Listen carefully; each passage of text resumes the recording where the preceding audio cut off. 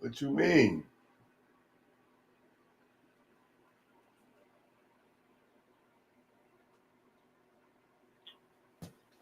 Tell me what you mean by that. What part?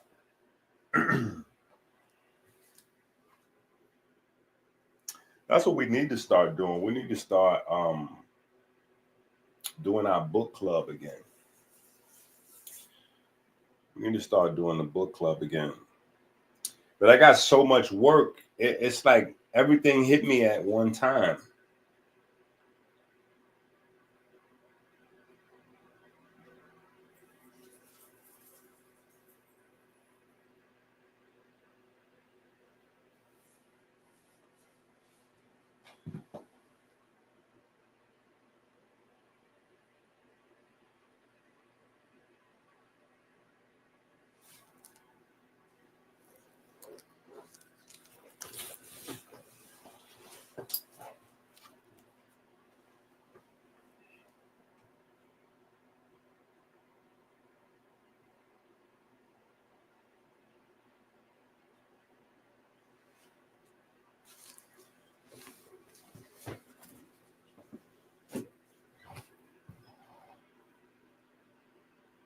Let me go get it. Myron! Oh, Myron! what? What are you doing? What you doing? What you talking about? What am I doing? You reading them nasty books again, right, Myron? Everybody read those nasty books, man. You scared the hell out of me. What you talking about, man? Wait, I ain't did that in about 2 weeks. You called yesterday too. What you reading? What you reading? You scared the goddamn book, man. Dr. EnQi. I went on Amazon and got 3 Dr. EnQi books because I'm reading about melatonin and biochemistry. What is, Myron, that's not even first of all, it's not melatonin and whatever it is that you just said. It's melanin and biochemistry. You can't even pronounce the word, so how you reading? How you reading, Myron? I'm not looking at the pictures. I got the books right here. I'm looking at the pictures. You know, it ain't nothing nasty about this. So what are you talking about? I got all the books right here. What are you talking about? Myron, you don't even know how to read. Every time we get mail, you bring it to me. You think I don't know that? I got hooked on Phoenix. Now, what you talking about? I was hooked on Phoenix, so I know how to read. As of when? Because first of all, hooked on phonics, I believe it's for kids. There's no such thing as hooked on Phoenix. And if I recall, you're the same person that thought reindeer was pronounced reender, and you're the same person that thought pigeon was pronounced piggion. So it makes sense that you went to hooked on Phoenix. Man, such a dumbass son. No, you always trying to say somebody can't read. I know exactly what I'm talking about, man. I'm reading the book. I got the book. I got the goddamn receipt right here. I got the goddamn receipt right here for the books. What you talking about? Well, you need to return them for somebody who know how to read them. And I still don't. It's probably all type of stuff in the inside of the books, Myron. That's how sneaky you are. Give me the books. Give me the books, Myron. Hell no. Give me the books, Myron. Amazon. Give me the books, Myron. I'm not giving you none. I got these books off Amazon. I'm not giving you the books. Ain't that no. Bye. Bye. I've been in this game for years. You're animals to this shit. Animal, baby.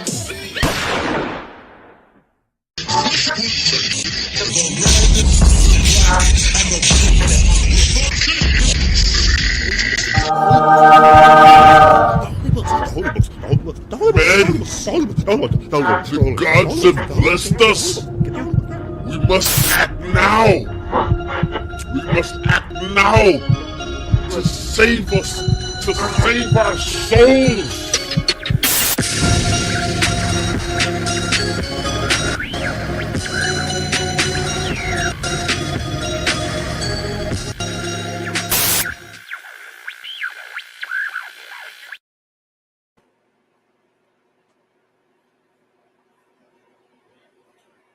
All right, so you gotta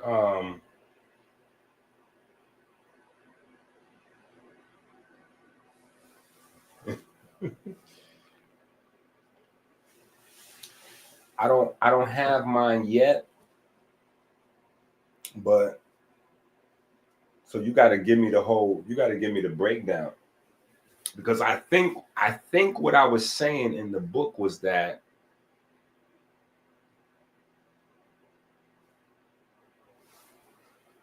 Satanists specifically took comedic science and a couple of other things and remix that into something else.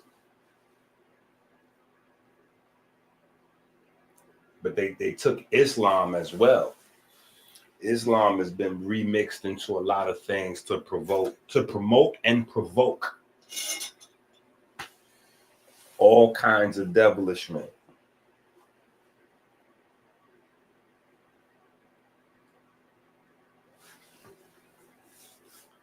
So that's probably what we're gonna do this month, because what I'm gonna do this month is I'm gonna try to go the month of December without releasing any books, writing any books, and just focus on the Patreon, what we were starting up, and get that off the ground and get everybody where they need to be at before the new year. So I would just focus on working, doing all my one-on-one stuff. That's what the month of December is going to be about, just one-on-one stuff. So all of the people in the Patreon, that's pretty much going to be my focus. You know what I'm saying? Just working on the Patreon. So, you know, one-on-one everything, one-on-one coaching, one-on-one class, like just all of the one-on-one stuff. You know what I'm saying? Hitting people up early in the morning, getting people in the, you know, that's what we were supposed to be doing. And I don't know if you know, the people watch, I don't know if y'all remember Carly, but Carly was handling a lot of the back end stuff. You know what I'm saying? And right after we started, okay, listen, we're going to do this. We're going to start our small group. We're going to rock out, whoop, whoop, whoop, on the Patreon. She vanished. You know what I'm saying? She just vanished. And she didn't vanish, and she didn't resurface for a couple of weeks. So I didn't know what was going on. She just vanished. You know, she had some personal stuff going on. You know, she had some stuff going on in her life. But what I'm saying is she just vanished. And so when I finally spoke to her, she was like, yeah, you know, you kind of got to figure all this stuff out because, you know, I'm out.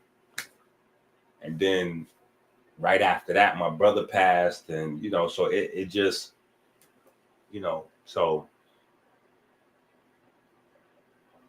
December is going to be our launch. Instead of November being our launch, December is going to be our launch where we do that. And I'm not going to put out any titles. So, yeah, whatever the books are out, I think the last new book that's out are the small books. We have two small books that'll be out, right? One is prostate book. One is a prostate book, and the other one is called I Am Him. So I Am Him and the prostate book will be the last two books probably until the new year.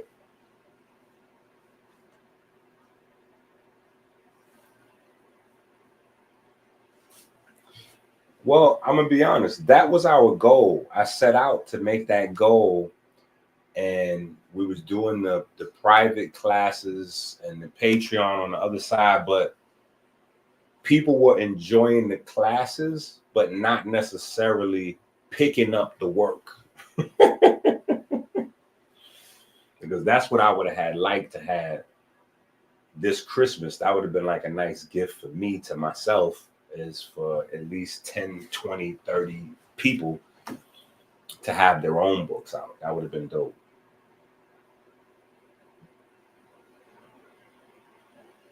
Patreon.com/Dr. EnQi. But yeah, that's what the focus is going to be for December. So we're going to wind it down with the books.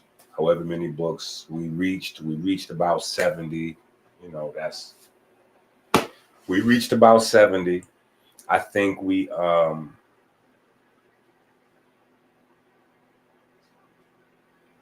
I think we did a remarkable job. You know what I'm saying? Obviously, we'll probably have like a recap video for New Year's. You know, there's always a New Year recap. But I think we did a remarkable job. I think we did a remarkable job. I want to close out, you know, by making sure everybody hits their goals or gets as close as they can. And so I'll be, depending on what subscription people have in the Patreon, right? Some people have subscriptions for me to like literally do one-on-one coaching with them every week, phone calls every day, blah, blah, blah, blah, blah. So that's what I'll be on.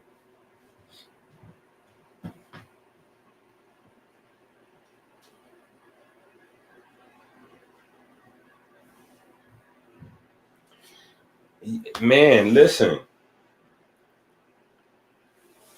I even had the blueprint like laid out. Like, listen, put your book together like this. You know what I'm saying? Like, because technically, the first book should be the easiest. You know what I'm saying? The first book should be the easiest. All you got to do is lay out our story. Right? That's half your book right there. Half your book should be our personal story, me and you, how we met, how you came into the information, you know, what was the thing that impacted you? What did you do with the information? How did it change your life or help you help someone else? Because sometimes it doesn't, you know, you're in a good space, but you might have somebody that you used, you know, or you were teaching, you built this or that, or you started a business office, or like whatever that is. That's like your first few chapters of the book. That's easy peasy, 1, 2, 3 easy. And then if you've been reading the books, however many you've been reading, the commentary from those books will get you over the hump. So literally, our story plus your commentary on what you've been reading, you should be able to, if you only got 2 or 3 books, you should be able to write a book, right? But if you got 5, 10, 20, 40, 50, you should be able to easy peasy, 1, 2, 3 easy, right? So maybe that's what I got to do to help people is to, yeah. So December, everybody should be focused on writing.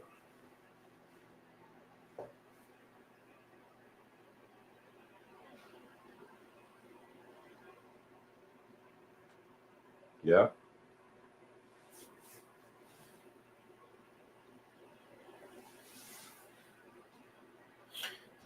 People are, I've been getting so much crazy. All right, bring me the water. I've been getting so much crazy feedback from the last few days, though. Like maybe the last week or so, the feedback been all over the place. Ain't no water in this. On a blood clot this. Of course, this is ready. Ain't nothing in it. Well, I guess that's good. It's super hot, whatever little bit is in there.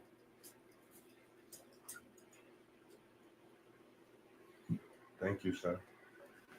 Don't burn yourself.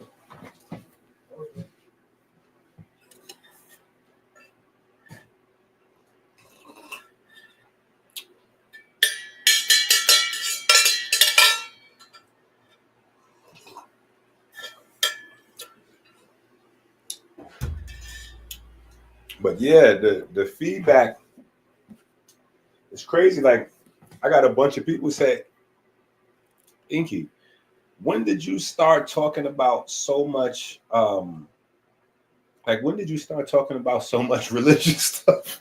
I had to laugh. I said, wait a minute. I respond to the person. I said, you must not have read any of my books. Literally. This book says God is music.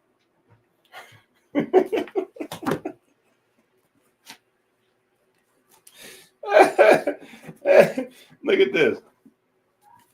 This book is about probably 15. I think this book is like 16 years old. This book is like 15 or 16 years old.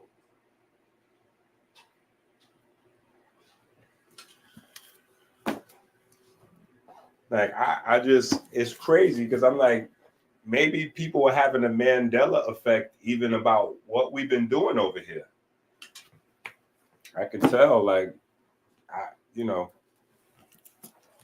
like, have y'all been reading these things or have even looking at the titles or like, like, yeah.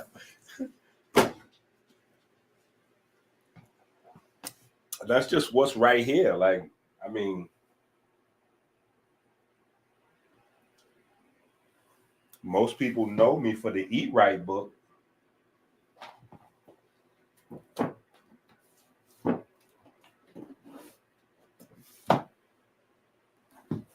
Like, did y'all take a look at the cover of the Eat Right book before y'all? I mean, y'all got the Eat Right book, but did y'all look at the cover of the book?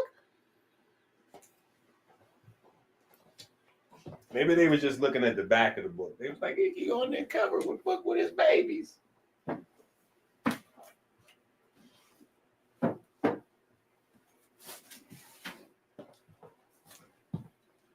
Look at these books here. You see this guy over here? He said, EnQi, when did you get into all this religious stuff? My first son, his name is James. Right? My first son is named James. Right? My second son is named Christopher. My third son is named Osiris.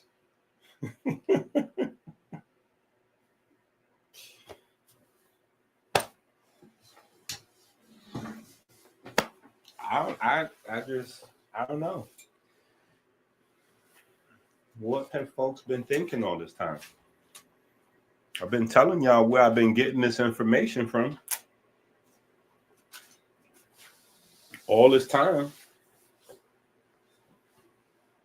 I thought I've been as transparent as possible.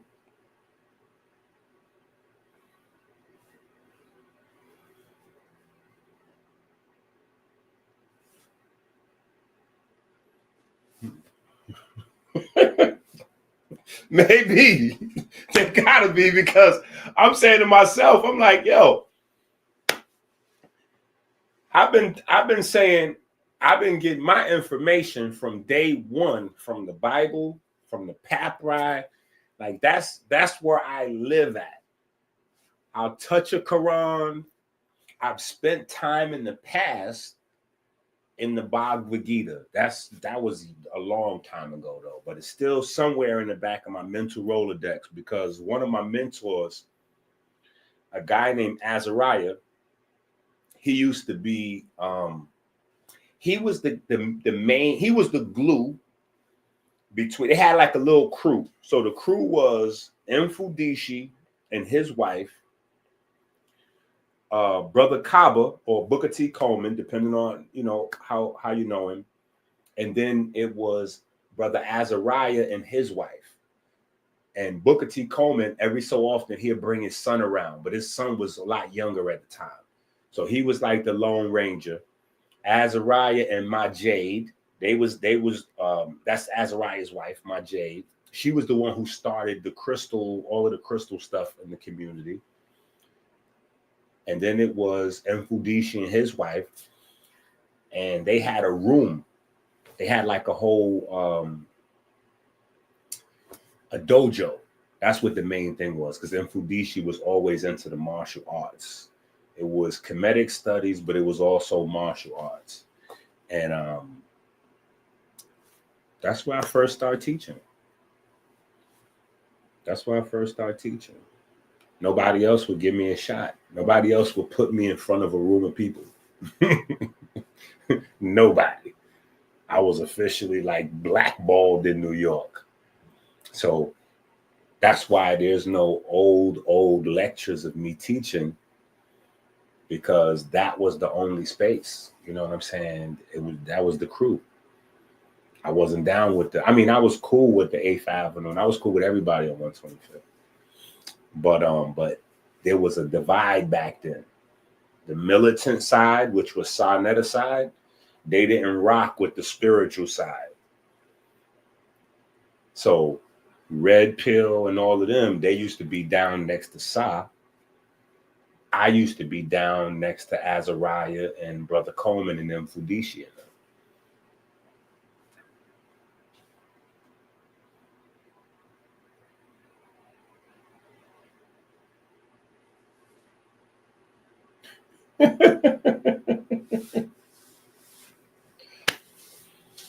You just got to be careful with bladderwrack, because it'll make you look like a crackhead.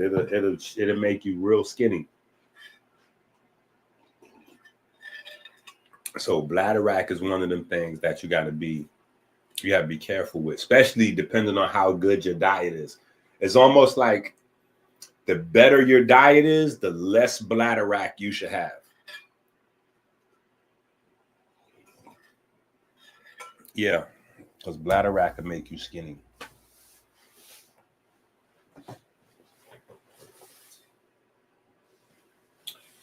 Bladderwrack can make you skinny.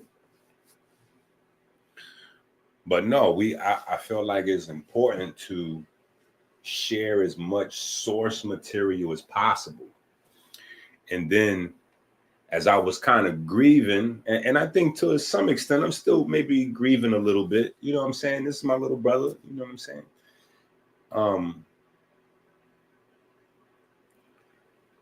But people were asking me questions, and, you know, I mostly respond in writing. You know what I'm saying? Like, that's how I've always been. You know what I'm saying? When I was a lot younger, it'd be a verse or a song, you know what I'm saying? But now people are asking me questions, and, you know, I mostly respond through writing. It's easiest for me to be able to speak to more people that way, and also have a record of what it is I'm going to say, because I'll come and do a video and it'll be something groundbreaking. And then, you know, we'll have 300, 400, 500, maybe 1,000 people will listen to it. And then somebody else will be like, they'll hear it, and then they'll go and say it on a large platform, and then 100,000 people will hear it. And then by the time I make my way around, they be like, yo, that's dope. Yo, you teaching that such and such information. I'm like, what? Who? So I'm like, now I just got to make sure I write, put it out, it's published. And then that way now, you know, when people do that, I could be in the proper space to celebrate them, you know, grabbing the information and sharing the information, even if they don't reference the material. It's cool. You know what I'm saying? It's not cool, but my spirit will be still intact. You know what I'm saying? I won't have to jump out the window, because 2025, I'm going to be much more of a nice guy. 2025 will be much more of a nice guy. So I felt like, you know, certain things like we needed to get out, so I could just, you know what I'm saying? Like anything that's kind of crazy or whatever. I mean, the books are still the books. So technically, if it's in the books, like we have to teach from the books. So anything is liable to come up at any time. But I feel like if we get everything, we get acclimated with all of the information, it's a lot easier for us to just be it and stay in a high vibration. Right? That's what I got from my pastor yesterday. High vibration. Stay in the high vibration. That's what I got from my pastor. So I'm like, okay. Got it. High vibration. Sometimes high vibration for me is starting trouble. Like, yo, I don't smoke weed. I don't drink liquor. I start trouble on the internet. I mean, come on.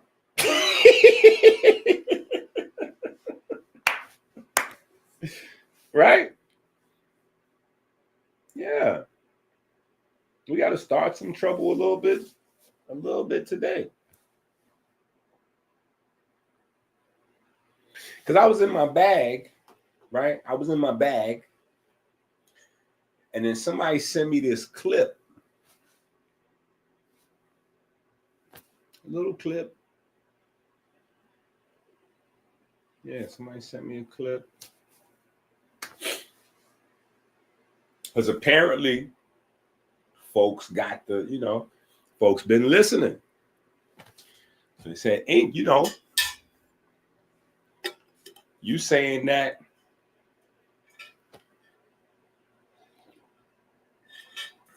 it could be some matriarchal, the Bible might be a matriarchal book.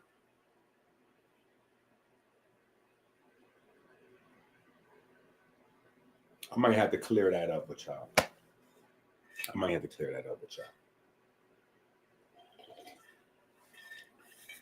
Because that's a large jump for a lot of people.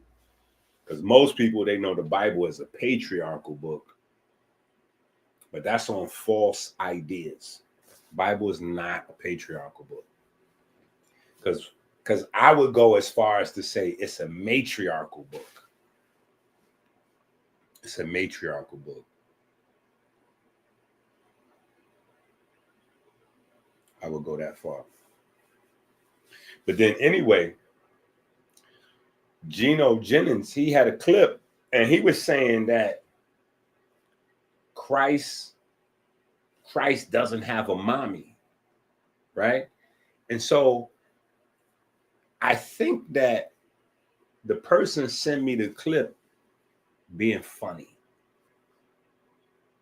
because I have little discussions with my little think tank, while I'm writing, before I'm writing, just to throw stuff off the wall to make sure I'm not losing my mind before I, because one of the problems with teaching, right? One of the problems with teaching is it's very easy for you to get a big head or to get a God complex or, and that's one of the reasons why back in the days, I had a whole course called the God complex.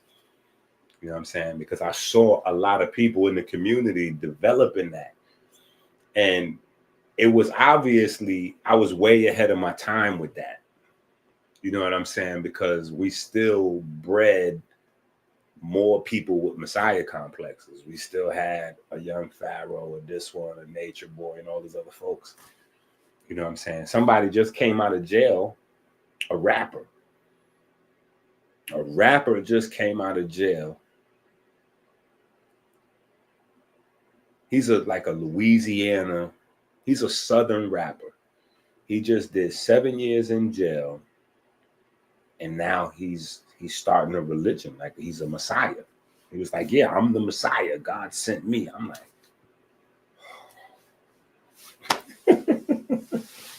but so I try to talk to people, you know what I'm saying, to keep me grounded and, at least to some extent. I know my head can still get big anyway, you know what I'm saying, but at least I have my children and I have folks around me that keep me, within reason. But I think when Homeboy sent me the clip, I think he sent me the clip like thinking that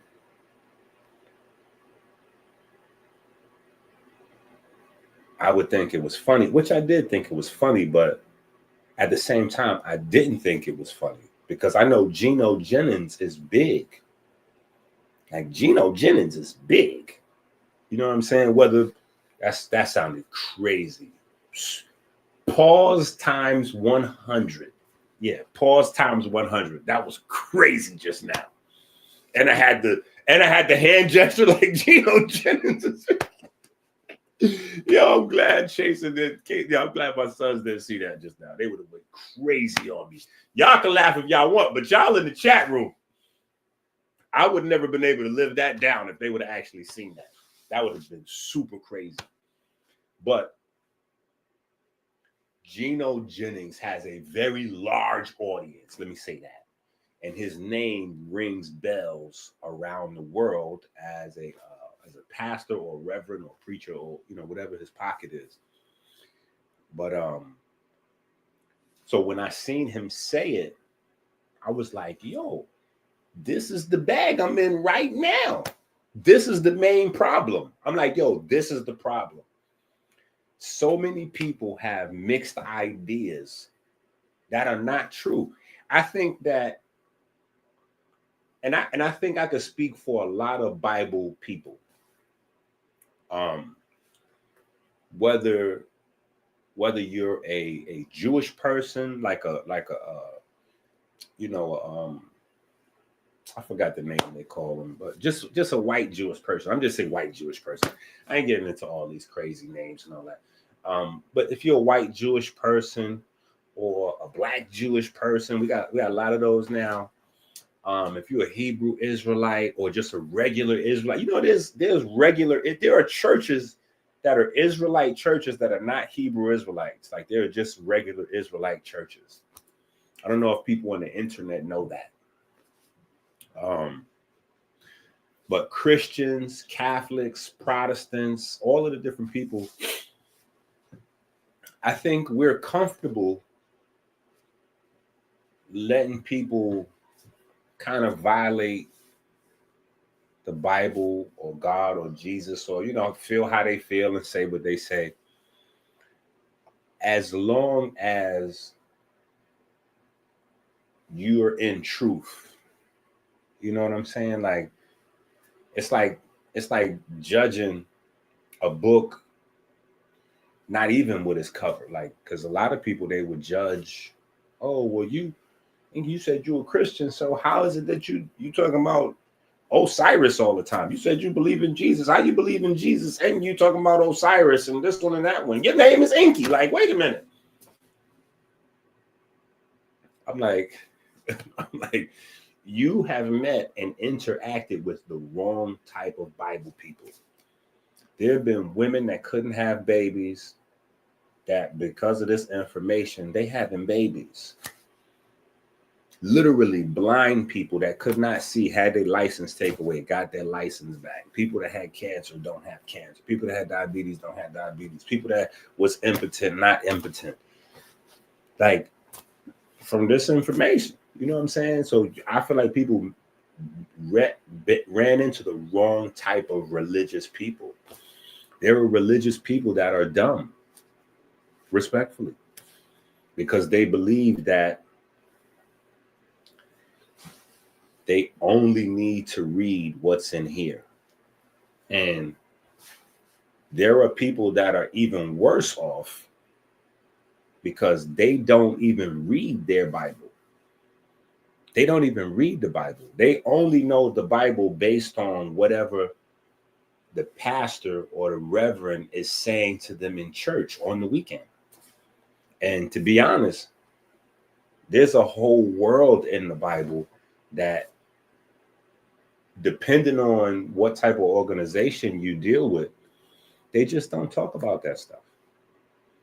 They don't talk about where it's from, right? Which is the first thing. If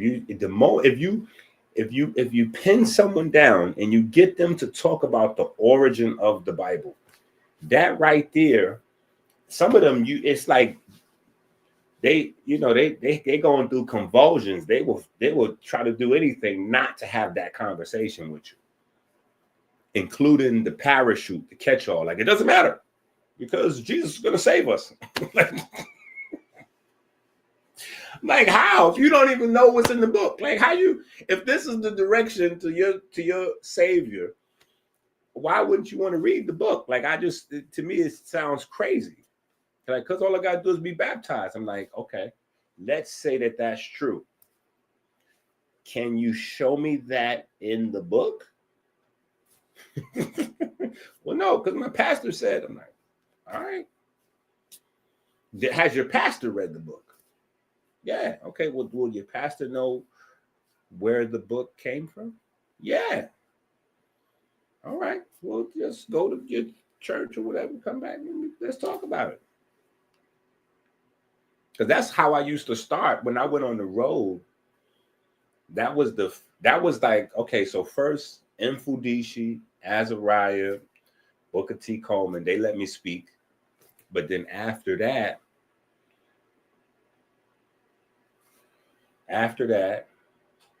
we took our show on the road. So fast forward maybe a year or two, that's when me and Ali went and did our thing on the road. And then towards the end of that, he lost his mind. But Brother Diallo, who was kind of like booking things for us and like almost like our manager at the time, once Ali flipped out, me and him stayed in tight, you know what I'm saying? And so I kind of started doing churches at that time. I was outside the community doing my thing. I was just doing a lot of churches. And when I was speaking at the churches, the main thing I would attack was the food. Because it was just an easy, it was an okay space. I mean, almost none of the churches invited me back. There's a couple, like one in Chicago that I used to go back and forth to. It was like one or two down in Florida maybe, but for the most part, it was one hit or quitters. Like when I come to the church and I start talking about the food, it would never go any further than that. But that was my main reason for being there. So that's what my main subject matter would be. You know, people like not eating right, not being healthy. And you're not eating right, you're not being healthy. And I'm saying you can't be following this. Because right here in the first chapter, it tells you what you're supposed to eat. And nowhere in this book does it have fried chicken. And I'm telling you, it was like, that was like demonic possession, like on some real, when you start talking about fried chicken, I'm talking about the people, as soon as you start speaking in the day, yes, speak on it. Come on now, brother. Come on now. You know, they with you. The moment you mention fried chicken, that was like without fail, every single church. As soon as I start saying fried chicken is not in this book, they start looking around, getting anxious, getting antsy. I'm like, yo, this is crazy, bro. And almost all of the churches, none of them had ever touched the food. They never discussed the food parts. It's just like a catch-all. They just go all the way to the New Testament. They skip the Old Testament because that's where a lot of the laws and the rules and the regulations is. They skipped all over all that and just went to the New Testament and said, we got grace. I'm like, hold on. And then that was another thing. I was attacking grace. So you could forget about a second. And then people was getting so angry. They was getting mad at the people that was booking me to come to the church. So I got hot. Like I make it hot. Nobody will even stand next to you. You know what I'm saying? Like people didn't want to even bring me to their church because they knew what I was getting ready to do in there. You know what I'm saying? But I was attacking grace. I was like, yo, nobody has grace. It was like, wait, what? I was like, yeah, you only got grace. Like fools and babies have grace. Like when you don't know any better or you can't do any better right now, you got grace. But it's not like you signing up and then you could just keep on doing pure effery and, intentionally forever. Like that's not how it goes. You have to actively be trying to improve your life. You know what I'm saying? And so you got grace and so that's always been a part of the food program. You know what I'm saying? I tell everybody, look, if you want to fast or whatever you're doing, if you mess up, don't worry about that. Wake up the next day and just forget about it. Go back into your bag and do what you've been doing. Get back on your exercise program. Get back to your eating. Get back to the herbs. Like, don't worry about yesterday. You might have had a drink. You might have had some macaroni. Listen, I probably, it would have been over a long time ago if mac and cheese would, stop the movement. Because I know half of the people watching, 3/4, they done had some. Listen, it might be 9 out of 10. If nothing else, people gonna have some mac and cheese on Thanksgiving. You can't stop it. Not in a black household. That's the taste of Thanksgiving is mac and cheese with sweet potatoes with cornbread. Like that's the taste of the plate. Everything else you could freestyle that. It don't matter what else you got on your Thanksgiving plate, but you have to have those items. That goes there. You gotta have the mac and cheese. You gotta have the cornbread. You gotta have the sweet potato. The meat, freestyle it. Greens, freestyle it. Go crazy. We didn't even have no greens this year. We didn't even do no greens. We did well, technically we did greens. That's what Chase said. I'm like, boy, if my mother heard you say that Brussels sprouts and asparagus is greens, she was slapped. Because that's what I said. I said, yo, how you let me forget the greens? He said, Dad, we had big mounds of Brussels sprouts and asparagus. Those is greens. I'm like, don't say that on the phone. If my mother called to ask what we ate, don't you mention that right there.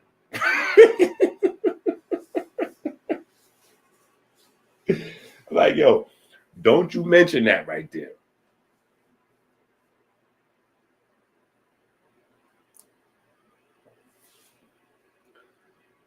Listen, it's so much stuff, though. To be honest, bro, it's just so much. It's so much. Look at this. This is what started up today's video. Well, not started up today's video. I was coming to talk to y'all anyway about Patreon and what we got to do for December. But hold up. Look at this. Look at this. Will you look at this? Will you look at this? Look at this. God for their intercession. God don't have a mommy. No. That's right. No. And other saints, God for their intercession. God don't have a mommy. No. That's right. No. Other saints, God for their intercession. God don't have a mommy. No. That's right. No. And other saints, God for their intercession. God don't have a mommy. No. That's right. Listen, even that right there. You say go back to the book of Shoe. Listen, it's jewels everywhere. But let's talk about God having a mommy, right? And he's referring to Jesus, right? He's referring to Jesus. But that honestly goes to everything that I was talking about. Because remember I said that you got the Trinity, right? Light, electricity,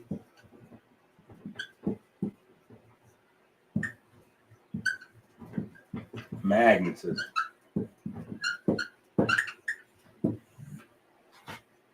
Light, electricity, and magnetism, right? The Father, the Son, and the Holy Spirit, right?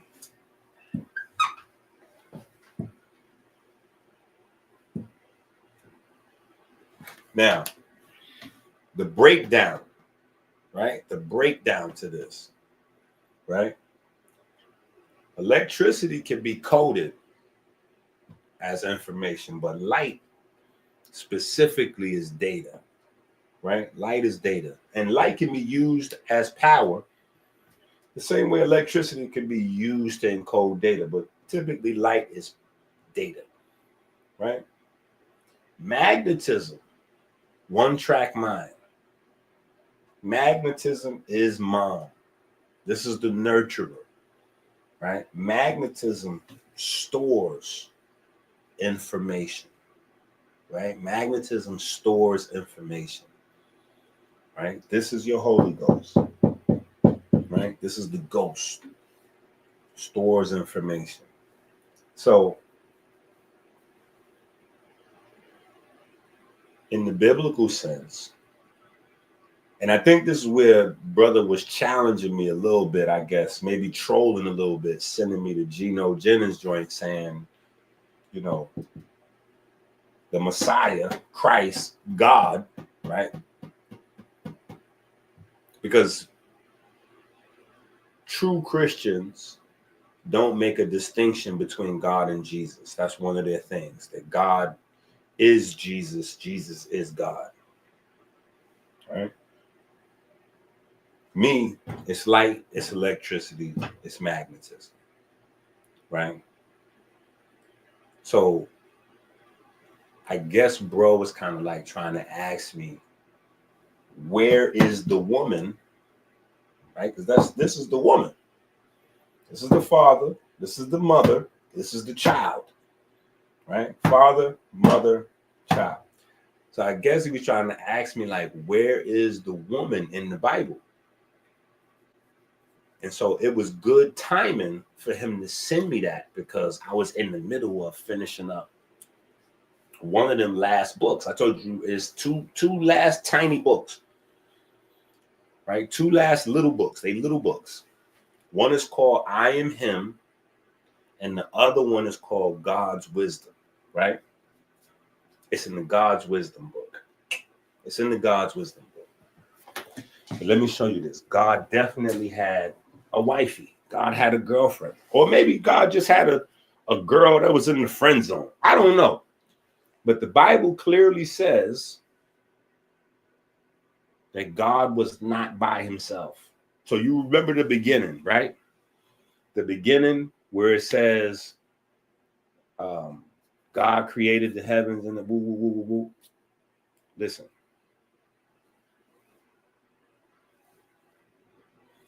So if we want to say it's Ma'at, we can say it's Ma'at. If we want to say it's Ma'at, we can say it's Ma'at. If we want to say it's Tefnut, we can say it's Tefnut or Tefnuit. Whatever, right? I'm just saying God was not by himself, right? So let me pull this up. No collards. No collards. And the funny thing is, I had a bag of I had 3 bags of kale in the refrigerator. And then I had another bag of greens. I can't think of the name of them. The little nasty ones that nobody likes, but I love them. But I had like 4 or 5 bags. I just didn't make them. You know what I'm saying? I thought Chase was going to make them. He ain't make them. And then I was online with y'all until it was time to just go in. So it wasn't no time to make nothing after that. Like, it was time to get busy with the get busy. Right? It was time to get busy with the get busy. Hold on, let me pull this up so I can show you what I'm saying about this. Because a lot of these things are like crazy for some people. Myron! Dude, I can't. Myron! What? What are you doing? What you doing? What you talking about? What am I doing? You reading them nasty books again, right, Myron? Everybody read no nasty books, man. You scared the hell out of me. What you talking about, man? Well, I ain't did that in about 2 weeks. You called yesterday too. What you reading? What you reading? You scared the goddamn book, man. Dr. EnQi. I went on Amazon and got 3 Dr. EnQi books because I'm reading about melatonin and biochemistry. What is, Myron, that's not even first of all, it's not melatonin and whatever it is that you just said. It's melanin and biochemistry. You can't even pronounce the word, so how you reading? How you reading, Myron? I'm not looking at the pictures. I know I look at the pictures. I got the books right here. I'm looking at the pictures. You know, this ain't nothing nasty about this. So what are you talking about? I got all the books right here. What are you talking about? Myron, you don't even know how to read. Every time we get mail, you bring it to me. You think I don't know that? I was I got hooked on Phoenix. Now, what you talking about? I was hooked on Phoenix, so I know how to read. As of when? As of when? Because first of all, hooked on phonics, I believe it's for kids. There's no such thing as hooked on Phoenix. And if I recall, you're the same person that thought reindeer was pronounced And you're the same person that thought pigeon was pronounced piggy-on. So it makes sense that you went to Hooked on Phoenix. Man, such a dumbass. No, You always trying to say somebody can't read. I know exactly what I'm talking about, man. I'm reading the books. I got the book. I got the goddamn receipt right here. I got the goddamn receipt right here for the books. What you talking about? Well, you need to return them for somebody who know how to read them. And I still don't. It's probably all type of stuff in the inside of the books, Myron. That's how sneaky you are. Give me the books. Give me the books, Myron. Hell no. Give me the books, Myron. Amazon. Give me the books, Myron. I'm not giving you. No, I got these books on Amazon. I'm not giving you the books. Ain't that no? Yeah, well, bye. Bye. I've been in this game. Yeah, you animals to the shit. Animal, baby.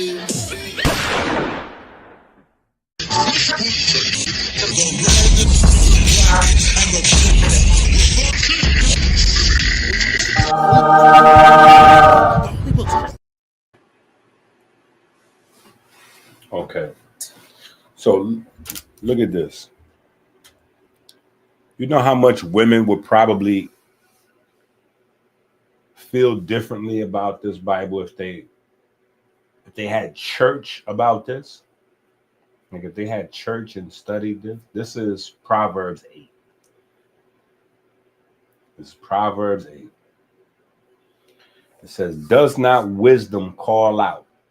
Does not wisdom, understanding, raise her voice?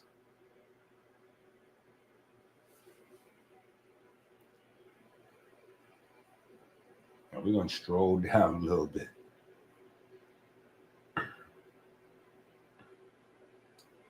Hold on.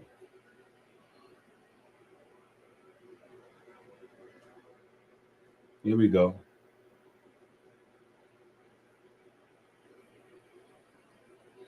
The Lord brought me forth as the first of his works, before his deeds of old. I was formed long ages ago, at the very beginning when the world came to be.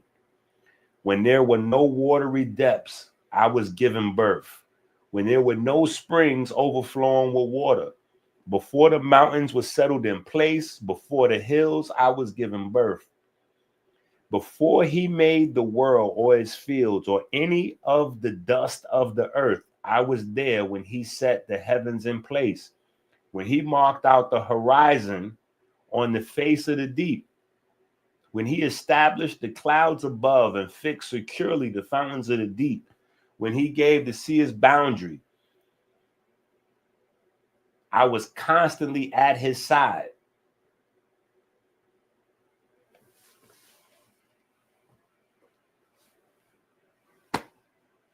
Just saying. That should be a conversation. That should be a topic of discussion. More women would feel included. Yeah, more women would feel included. Now, I'm sure folks will be out there trying to explain it away. Like, oh, well, no. See, that's not really what it say right there. See, because I got a PhD and a master's degree in Bibleology. And so what that means right there is what that's saying is metaphorically.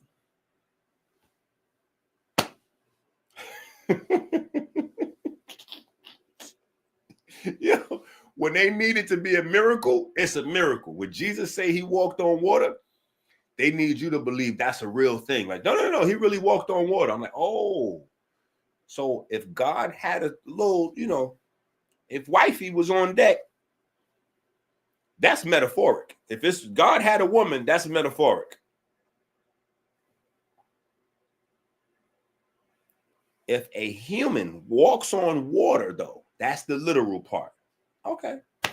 See, that's why sometimes I have to get into this space and pull this stuff out and go, hey, let's just take a second look. The Bible clearly identifies Jesus as a nigga. What are we going to do with that? What are we going to do with that? The Bible says there was a woman that was with God. So maybe are we saying that's his daughter? That's his sister? Maybe he was bored and he needed a woman around. So later on, when he made Adam, that's how he knew Adam was bored, because he knew he was bored. I don't know. How they gonna deal with it? Yeah, I don't know how they gonna deal with that.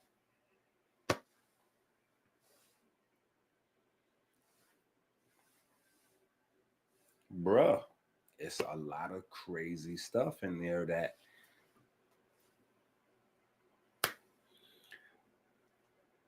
but maybe, listen, see, that's why I keep referring back to the Satanists. So maybe when I say the word Satanist, maybe that's a new thing for people. Like, oh, well, we never really heard you going in on it.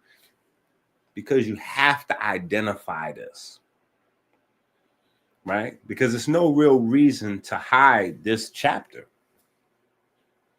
There's no real reason to hide this chapter. Why would we hide this chapter? Even if it is a metaphoric, why would we hide the chapter, right? And then you look in the world and what you see going on. There's a big push to do the Greek, thing. You know what I'm saying? To do the Greek thing. That's a big push. That's a big push to do the Greek thing. And remember, this all goes back to the history. And so if you don't have that history, that the original writers of the Bible wrote the Bible at knife point by the Greeks, a lot of stuff won't make sense, because the Greek gods was into, PDF files. The Greek gods are PDF files. Zeus was a grapist. Zeus is the first grapist. He graped gods and he graped regular people. That's in like the Greek mythology. Look that up. Zeus was graping everybody. So maybe they kind of needed to stray away from that idea of a female energy with the masculine energy, right? They had to stray away maybe from the binary idea, right? But for me, all these things are relevant because, I just go here and I understand the universe is binary. That's how our bodies work, right? I can't get the body to work correctly if I'm trying to do something else. It's a binary system. You know what I'm saying? So maybe the people that don't want it to be a binary system are like, hey, let's just not mention that chapter. You know what I'm saying? Like, let's just not mention that. There's no reason to mention that. Like, why do we need to mention that? Let's just stray away from that. But I know over the years, there's a lot of women that feel like, hey, I don't have a place in there. You know what I'm saying? I don't have a place in there. So I'm like, maybe we should let the sisters know that, hey, even God couldn't do it by himself. Even God could not do it by himself. Even God, there was a sister around. So I don't know how they want to flip it and bounce it, right? Maybe he made himself a girlfriend. Maybe that was his daughter. Maybe but you say she's just a friend. But you say she's just a friend. Oh, but maybe she was just a friend, right? Or maybe they'll try to flip it and make it metaphorical and then hit you in the head with their degrees. I got a PhD in theological metaphorology and analytical paperistics. So I can tell you beyond a shadow of a doubt, that is not real. That is a metaphor. And so you have to know when it's a metaphor or when it's got it. I got it. Metaphor when it doesn't fit the narrative. Miracle when it does fit the narrative. Yeah. Come on. What was Jesus really doing with Mary? Okay. Yeah. Come on now. There's a lot going on. There's a lot of stress going on with you. Come on now. Girls was on deck. Listen.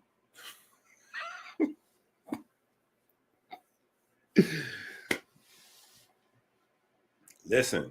Girls was on deck. But there's this idea, I'm telling you. So we gotta, this thing that's going on did not start with Kamala. This thing going on didn't start with Kamala. It starts with the Greeks. There's a lot of stuff that the Greeks got going on. And that's why, you know, when you talk about things, you got to be specific. You know what I'm saying? Because if you say white folks or white man, it's like, bro, it's a lot of white folks that's not Greek. And they'll be ready to slap the fire. If you say, you know what I'm saying? Like, it's a lot of, I know a lot of serious white folks that's not playing none of them games. But, you know, the Greeks, they're just a different breed. You know what I'm saying? Even the Romans, when they came in, they was like, burn all of this. Burn all of this right here. What is these Greeks? So the Greeks was really just a unique group, you know what I'm saying? And they was pretty scary. The Greeks was pretty scary because that was like your worst nightmare. The last thing you want to do is be caught alone with some Greeks. Seriously. That is the last thing you want to be doing, is get caught by yourself with Greeks. Like they started the prison mentality. Think about it, right?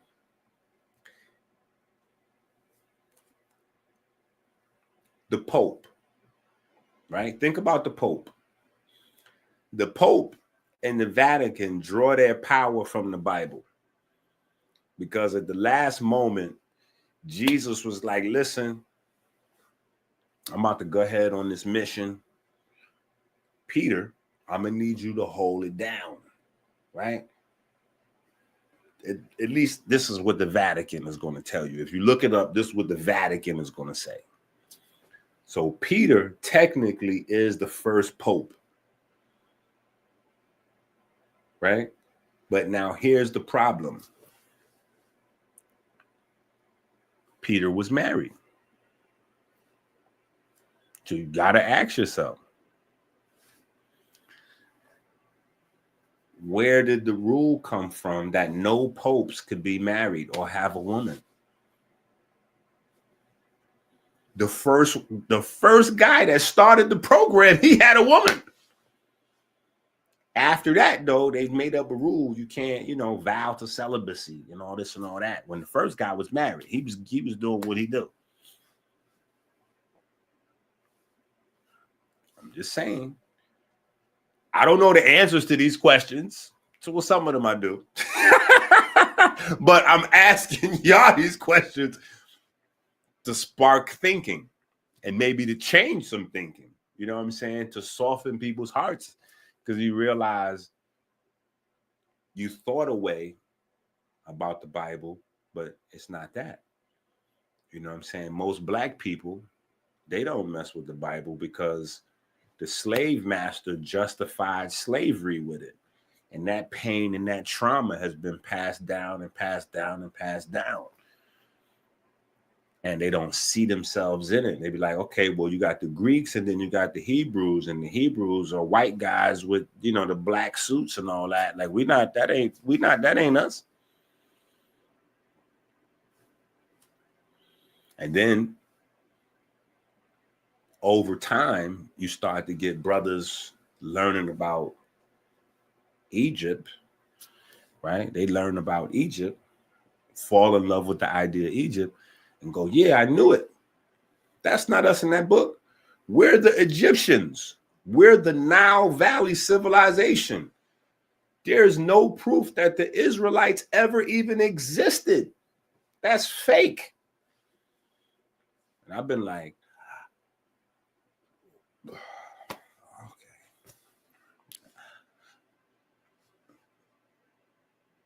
You know what? Let me just mind your business. You don't have nothing good to say. Because I always, in my mind,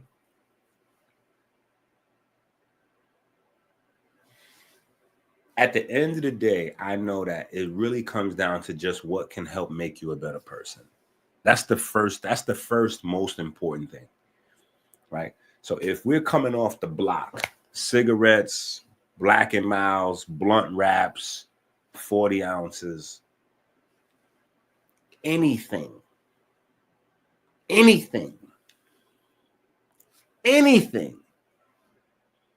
is better than that. Anything. But then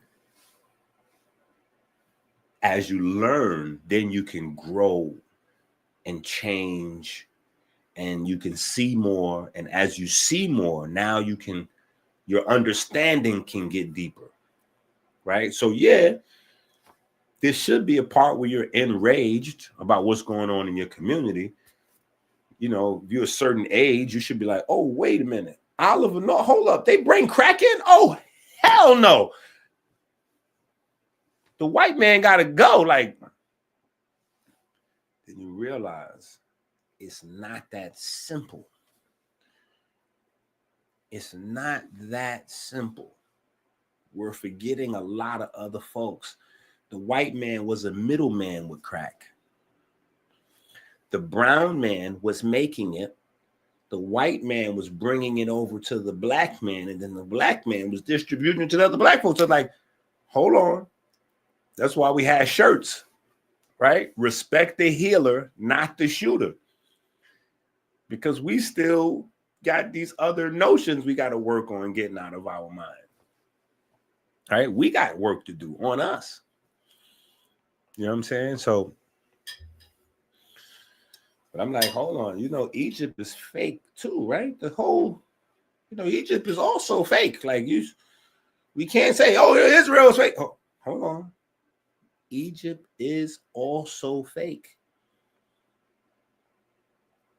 We got to relax.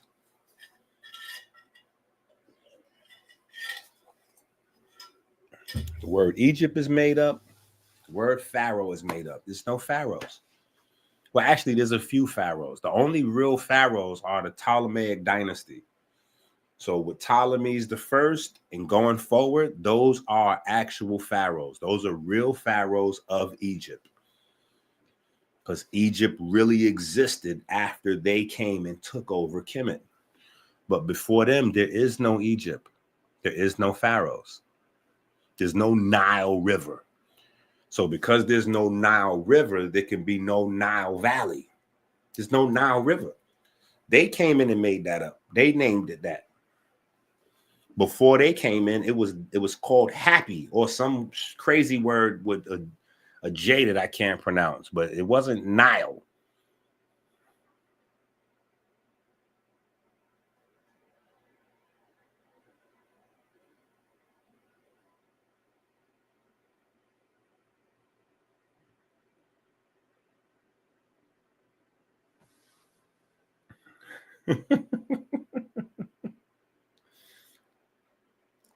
Listen,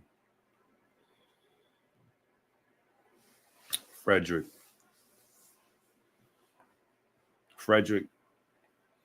you probably new to this side of town, and I know how most platforms do their thing, where they just allow people to say anything in the chat. This is not that place.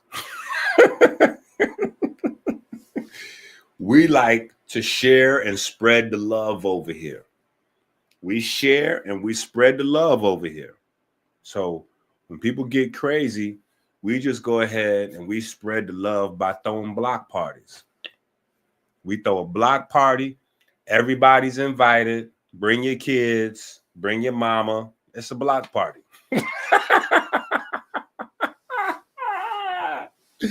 Yo, this is not a monetized channel. See, listen, That's one of the things with monetizing your channel. With monetizing your channel, they literally have people so chained up to views, likes, and people in the chat room that they allow people to come into the chat room and say anything. Just as long as they're typing words, like they don't care what people say. If you type A, enter, B, enter, like as long as they get a certain number of chats, because they get paid for all that.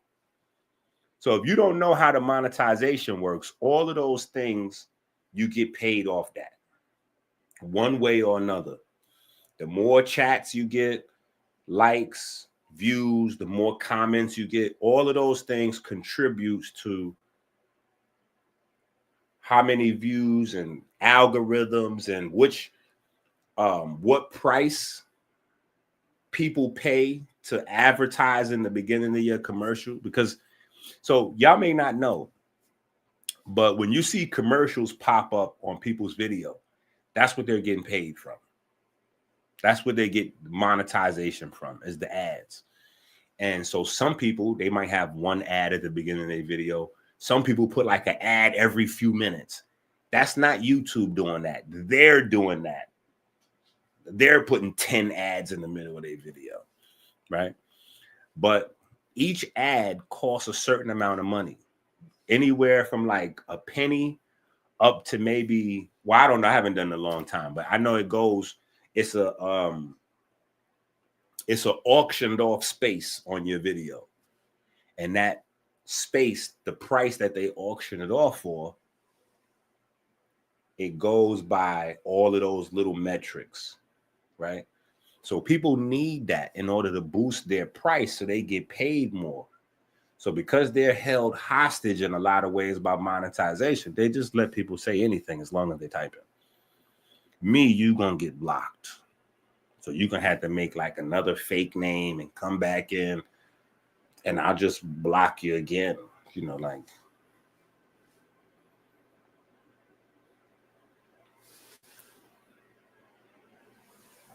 maybe it was Mother Nature. Listen, it could have been. It says that she's wisdom, right? Wisdom, harmony. That's more in alignment with Ma'at. You know, it could be like, remember, I said a tomb is self-created.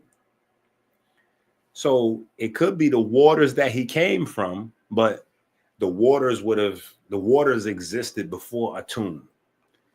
In the chapter, she's saying that she was God's first creation. First creation. So this is before Jesus. This is before Adam and Eve. This is before the 6 days.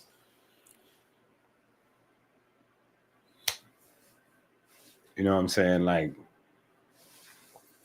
yeah.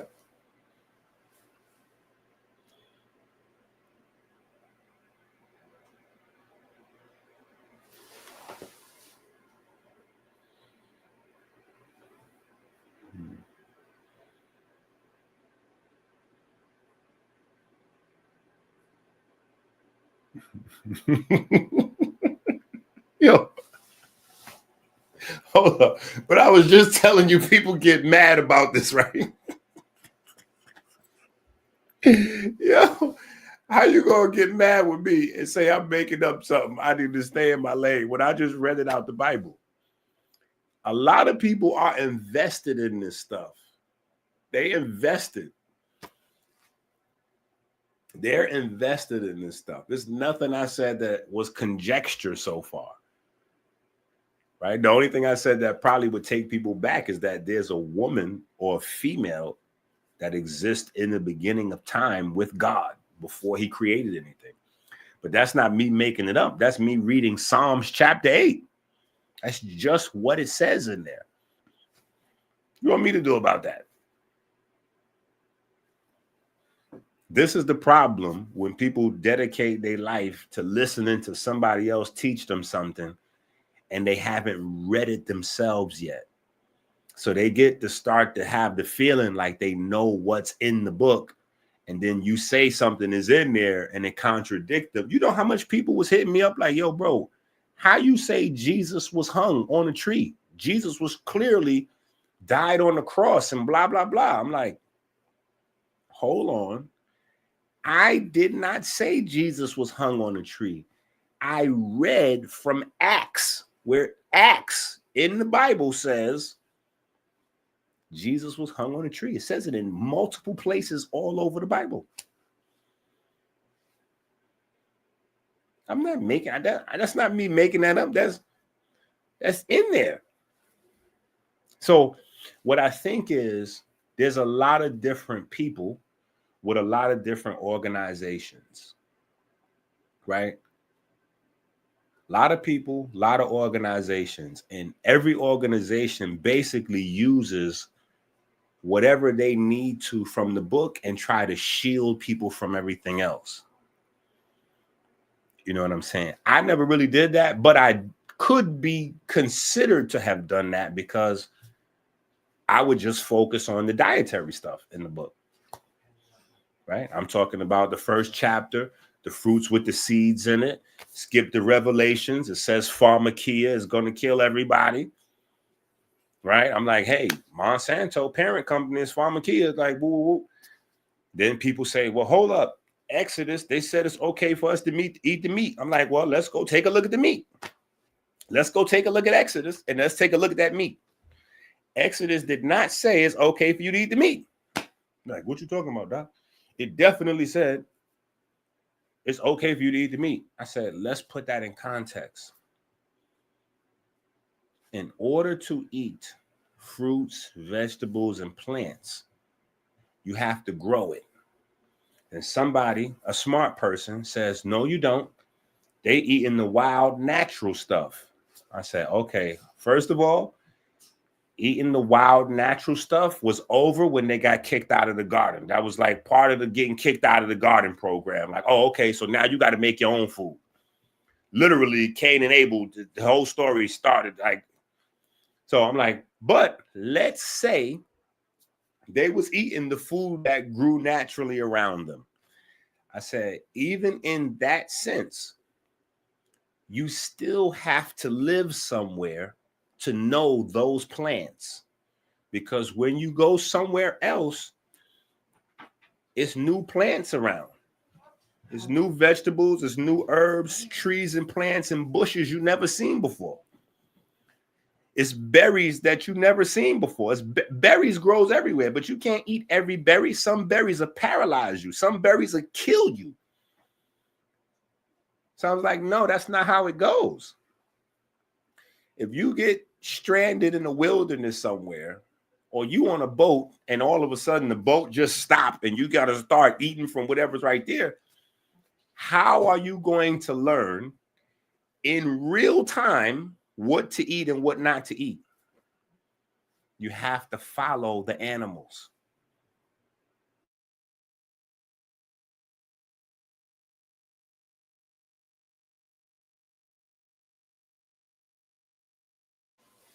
I'm like, in real time, you got to follow the animals and see what the animals going to eat. So if we look at Exodus and you see the animals that it says it's okay to eat and the animals that it says it's not okay to eat, it's a clear distinction. The problem is most of the people that's reading the Bible, they are not into nutrition. So they don't really know this. They just know that there's two lists. There's clean animals and unclean animals.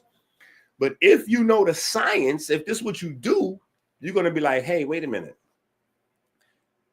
Do you notice anything about the clean animals? All of the clean animals are vegans. All of the clean animals eat plants. These are all herbivores. All of the unclean animals eat other animals. I'm like, that right there is confirmation. Literally, it gives you a list of herbivores and says these are clean animals. Then it gives you a list of carnivores and says these are unclean animals. You yourself are an animal. So would you like to be considered clean in the eyes of God, or would you like to be considered unclean in the eyes of God? This is a very easy way to figure this out. You want to be clean? Okay, well, you probably want to just eat the plants, because this is how this is categorized. To me, that was like a grand opening, grand closing. I'm like, no. Let's go to Exodus. Some people were running from Exodus. Like, no. They want to talk that Exodus stuff and blah, blah. Like, no. Let's go there. Let's go right there. That's more impactful than Genesis. Like, this is where all the sense makes. Right? So then if you follow the animals around, you get to see where, whatever's around, what they eat and what's good. Now you're straight. You could cut out the middleman, right? The animals is the middleman. Cut out the middleman. Just start eating, go back to your vegetable stuff. Coincidentally, that's the only thing that changes. That's the only real thing that changes. Like when you read the beginning of the Bible and people is living to be like 700, 800, 900 years old. Those are people that ate plants primarily. Then you get to the switch. Okay, go ahead. Eat the unclean and the clean animals, unclean animals on the menu. 120 years. I'm like, that's another silent indicator that maybe we should be just like mostly plant-based. I'm just saying mostly. Right. So, but that's where I would stick to. I wouldn't really touch on nothing else in the Bible. That's what I was talking about. So I get how, people kind of find whatever it is they're interested in and stick with that. They just stick with those verses or those passages because it validates their program. You know what I'm saying? But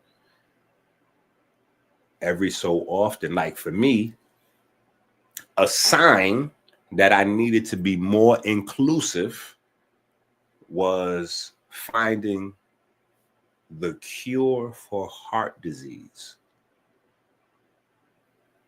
Mic drop. I can't even drop this mic. This mic don't drop. Yo. I'm like, everybody needs to be in this book. What? Like, I know I can't find everything, but if I can find this in here, what else is people, you know what I'm saying? Like, what else would you find in there if you spent some time looking around in there? And let's not stop right there, because it's never really been a secret that the Bible had sources. Right. I mean, for some, for some small groups, it's been a secret. But for the most part, the scholars, they've known that there's other sources. You know what I'm saying? There's other sources for the stuff that's in there. So let's go back and see what they got. Right. Let's get into these papyri, because that's really where it's at. Let's go into these papyri and see what these papyri are saying. Because if this is coming from the copy and there's stuff that's left out, bruh, what's over there? Let's get into all this. But let's get into it in a sense of inclusion. Like, let's get into it in a sense of inclusion. Let's go into this with a sense of how can we build us all up? And there's some spaces where you got to kind of destroy in order to build, because people have preconceived notions that need to be destroyed. People put up walls and blocks based on false narratives. So those things need to be broken down. You know what I'm saying? So we can get to some real science, especially if the world we live in is coming out of this book. TVs, internet, radio. We need to know this. Right? We just getting to the tip of the iceberg. Right? We just getting to the tip of the iceberg. right? We just finding out, hey, the Great Pyramid is Hot 97. The Great Pyramid has been broadcasting a global frequency, right? The Great Pyramid has been broadcasting a global frequency, a highly specific spiritual frequency that folks have been trying to block out, strip the pyramid down, blew a hole into it, stole everything from the inside. They still cannot stop the pyramid from working. The pyramid's still working. And is nowhere near how it was supposed to be. Right? But we got the false narrative of the pyramids. And we got the false narrative of all of Egypt. And so that's another part. For me, we can't really get to the bottom of the whole Egypt Kemet conspiracy in a debate format. That's just my humble opinion. We can't get to the bottom of the conspiracy in a debate format. The debate format doesn't really present it. The debate format is not a space for truth. The debate format is a place for getting a victory. Period. So people over exaggerate stuff, they leave stuff out, all of that, whatever is necessary for the victory. That's not really a space for truth. So you can't really get to the bottom of it in that kind of format. You can popularize a truth. Once you come to some conclusions, you can use a debate to popularize and get your word out. But for exploration, that's not the space. That's not the space. For exploration and teaching, that's not the space. But the truth of Egypt, the truth of Kemet, the truth of Israel, the truth in the Bible, all of that starts with this Ptolemy's moment. At one moment in time. Because they're the ones that erased history in order to write a fake future. So you can't really uncover the fake future we're in. You can't really, you know something's not right about this, but you can't get to the bottom of it unless you uncover. And so you got the divide. You got people trying to debunk the now. They're like, nope, I know something's up with this, so we're going to debunk it. Then you got another group of people like, no, I know something's up with Kemet, so we're gonna find the truth of, you're gonna debunk what. It's the same moment. It's the same group. The Greeks came in, erased history, and created a fake future for themselves that we all had to participate in, though, for the world, for global conquest. Yeah. And they couldn't hold on to it but 5 seconds. They couldn't hold on to it but 5 seconds before the other groups from Europe, much more vicious than them, came in, Romans, and tore that whole program up. Zip. What's all this little man, boy, lover? What y'all got going on? Yeah, light all this on fire. Get them up out of here. This is all us right here now. And that's that. That was that. The Romans came in, lit the Greeks on fire, and boom. Now you got the Vatican go up. And that was the end of that. You know what I'm saying? But the truth that everybody's looking for is in that moment.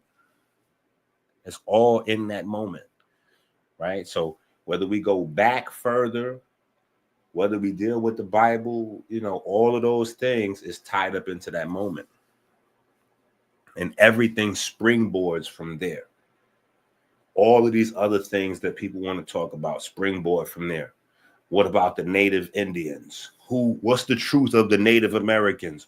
What's the truth of the Native Americans? The truth of the Native Americans is the same thing as the truth of the Native Australians. It's the same truth of the native South American people. The Vatican set up shop everywhere.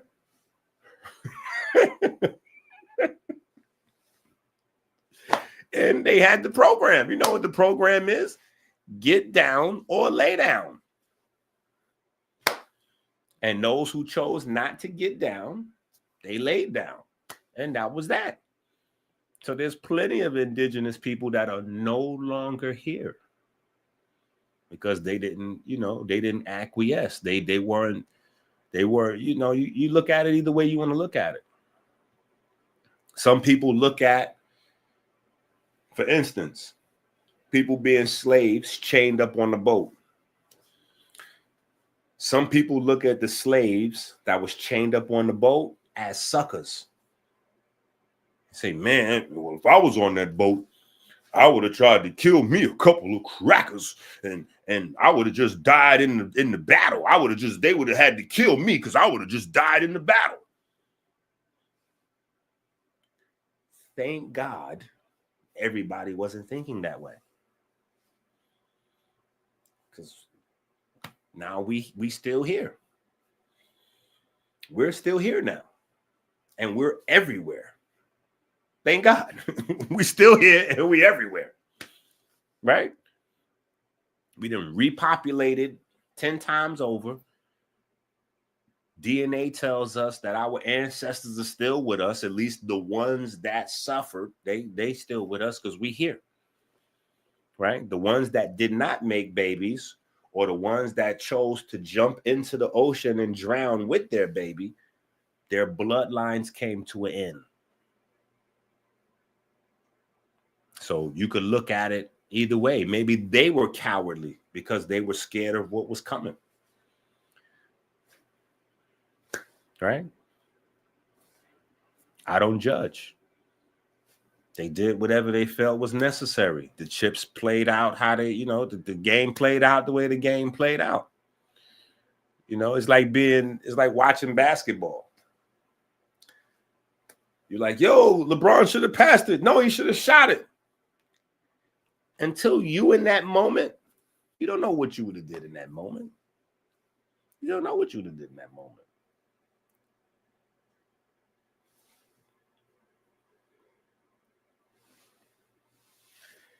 Bro, I don't know.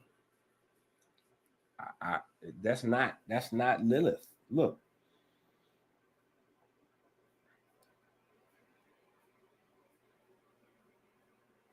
Look. This is a woman named Wisdom. This is a woman named Wisdom. Does not wisdom call out? Does not understanding raise her voice? At the highest point along the way where the paths meet, she takes her stand besides the gate leading into the city. At the entrance, she cries out, "To you, O people, I call out. I raise my voice to all mankind. You who are simple, gain prudence. You who are foolish, set your hearts on it. Listen, for I have trustworthy things to say. I open my lips to speak what is right. My mouth speaks what is true, for my lips detest wickedness. All the words of my mouth are just. None of them is crooked or perverse. To the discerning, all of them are right. They are upright to those who have found knowledge. Choose my instruction instead of silver, knowledge rather than choice gold. For wisdom is more precious than rubies, and nothing you desire can compare with her. I, wisdom, dwell together with prudence. I possess knowledge and discretion. To fear the Lord is to hate evil. I hate pride and arrogance, evil behavior and perverse speech. Counsel and sound judgment are mine. I have insight. I have power.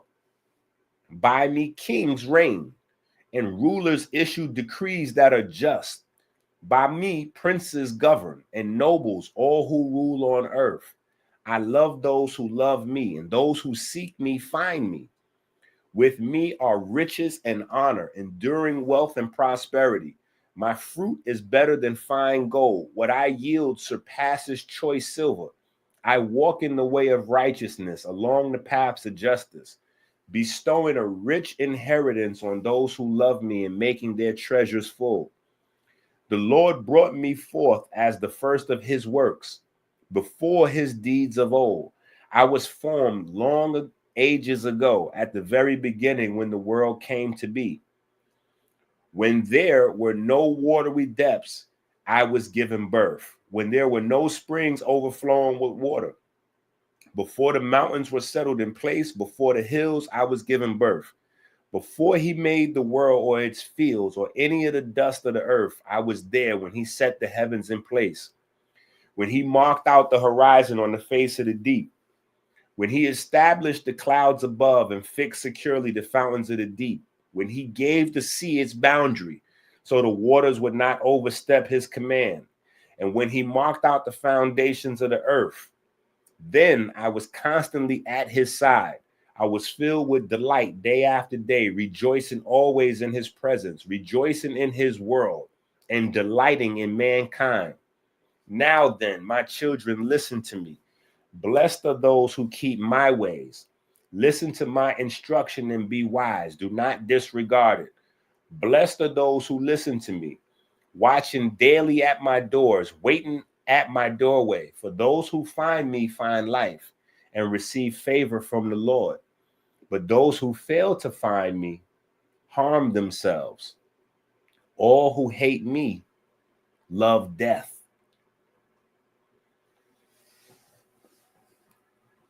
So, I mean, listen, the thing that people need to understand is that maybe we should look up.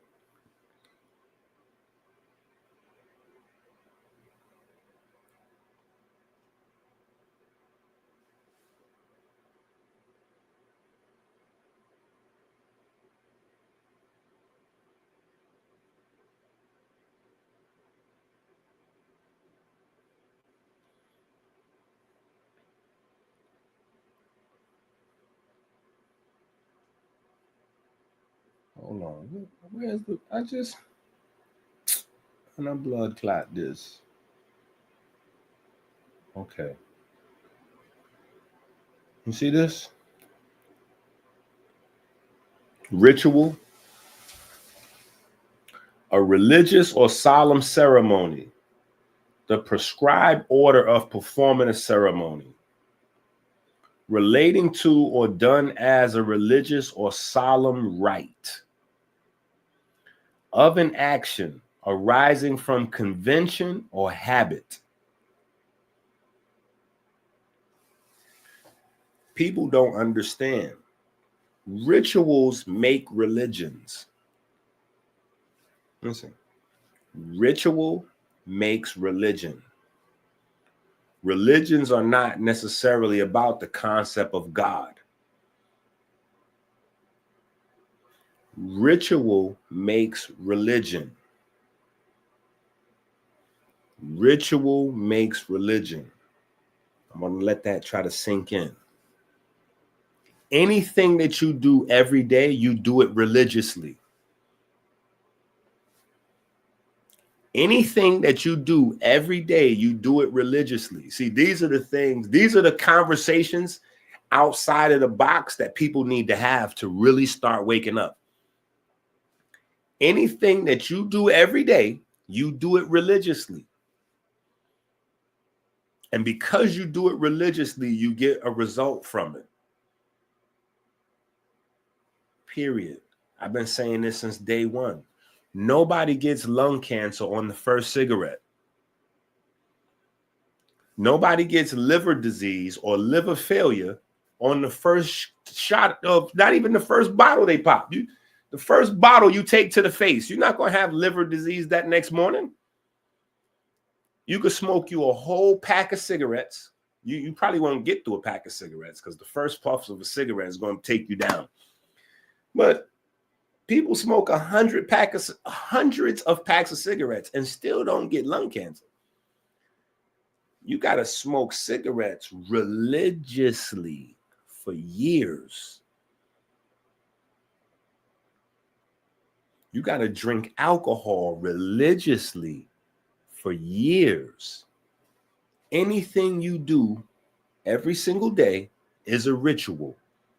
And any collection of rituals you have is a religion. This is what you need to understand.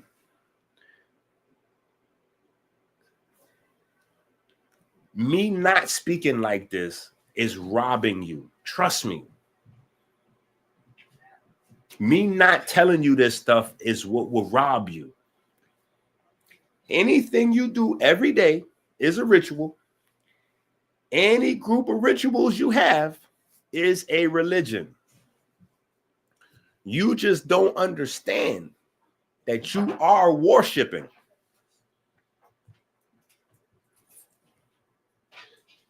You just don't know who either. But anything you do every single day is a ritual. Any collection of rituals is a religion.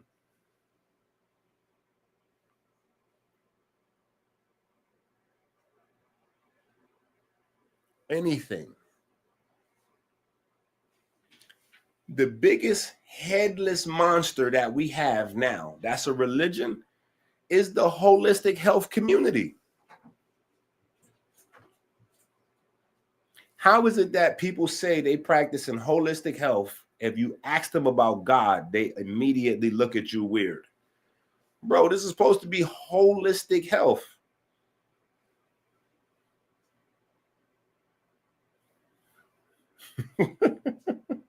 This is holistic health.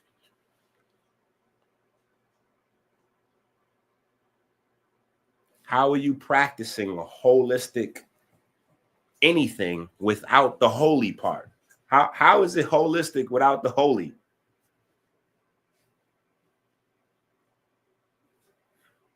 Like that this is the reason why we get the nature boys and the polites. This is how this literally happens. I did a video. Listen to this. I did a video, and the video was prophetic. I wish I could find the video. I did a live stream. It was like 2-3 hours. This was years ago. This was a couple of years ago. It maybe 3-4 years ago. Maybe 3-4 years ago. I did a video, and I said that young Pharaoh messed up the moment he tattooed the eye of Heru on his face. Somebody in this and that's watching right now, they're gonna remember that. I did a video and I said the moment he tattooed that on his face, he messed up. You cannot tattoo the eye of Heru onto your face. You cannot tattoo the eye of Heru on your face unless you're going to live that out. Unless you're going to live that out. But you cannot be named young Pharaoh and have the tattoo of the eye of Heru on. There was no pharaohs when Heru, the pharaohs are the colonizers. So you're named yourself young colonizer and you got the eye of Heru on you. What are you doing? I said, bro, because y'all don't understand, I'm Haitian. As a Haitian, y'all think Haitian people just learn voodoo. That's not what Haitian people learn. What Haitian people learn is that the spiritual world is very serious. So the art of voodoo and all of those different things are a part of that seriousness. We understand that's serious. You don't play with your God. You don't play with nobody else's God. God is not a thing to play with. That's what we learn as Haitian kids. We learn that that's not a game. So you don't name yourself young Pharaoh and then tattoo. That's not, I'm like, that's not going to go well. That's not going to go well.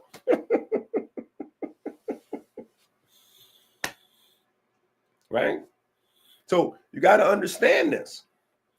Anything you do every day is a ritual. Any collection of rituals you have is a religion. So if you're a vegan, right? If you're a vegan, you have ritual, right? You have ritual. This is how you eat, right? If you're into exercising and, clean living, you have rituals. Well, I'm going to wake up 8 o'clock. I'm going to make this smoothie. I make my smoothie every day at this time. We have lunch at this time. We go to bed at this time. Once you begin to do it every day, it's a pattern. It's ritual.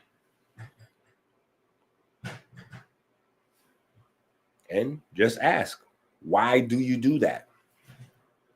Everybody has reasons why they do that. Oh, well, I make this at this time because I feel like this is the best thing for my schedule, and I feel like this is the best for that. So this is the best for your, okay, cool.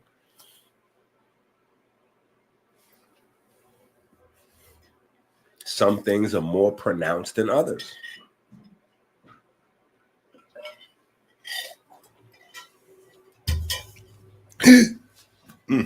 Hey, go downstairs and tell Chase if he's bouncing that ball in this house, I'm going to make him eat it.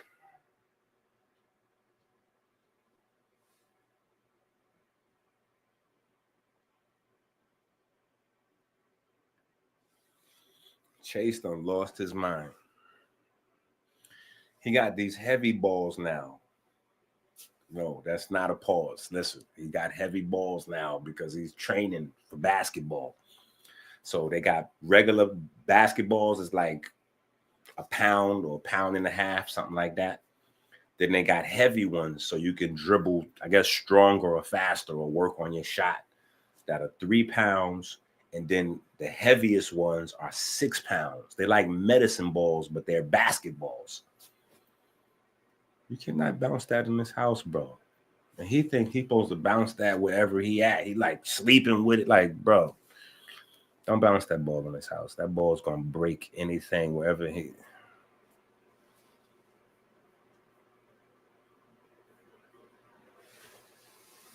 So this what people got to understand. This is all ritual.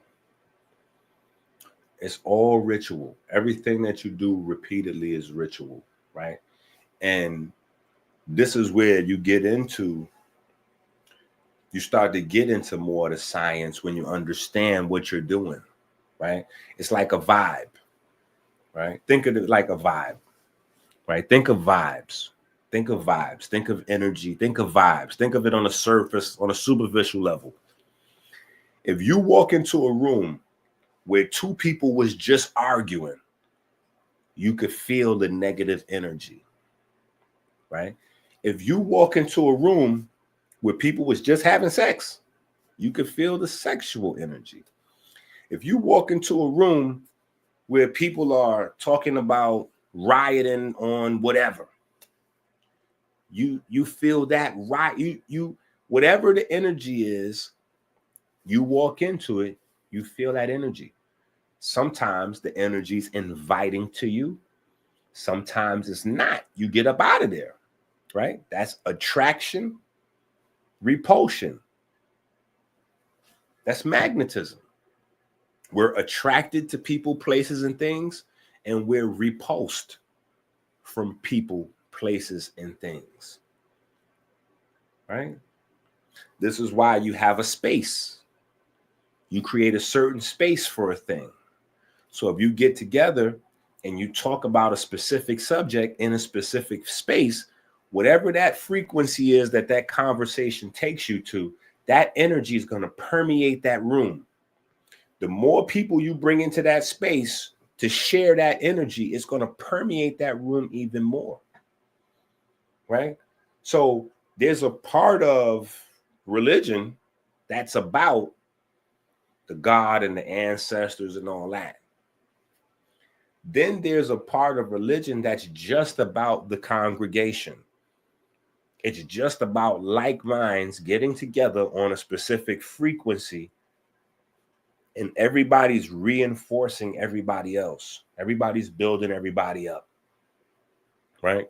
So if you come in and you want to hear that science and the vegan and the whoop, whoop, whoop, cool. EnQi's on the live stream. We about to get it in. You know, we about to charge up. Now, you might be the only person in your house, but when you come here, we're all together, no matter where we're at. Somebody might be in Australia, Ireland, Japan, Germany, Brazil, but we're all together.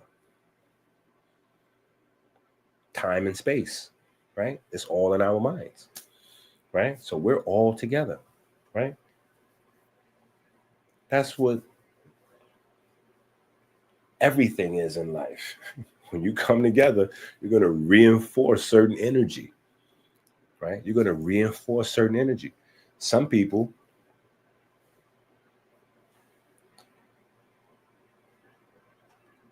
they're better than others at creating those spaces, right? They're better than others at creating those spaces. But that's what this all comes down to, right? Because there's a social aspect of this. There's a social aspect of this. And this is how we get things accomplished. Or don't get things accomplished, right? This is how we hit our goals or don't hit our goals. And a lot of us, we have trouble with that. We need to hit our goals, and we don't understand that sometimes we got everything we need to hit our goals, except for the right people that's, you know, around us, or just more time alone, right?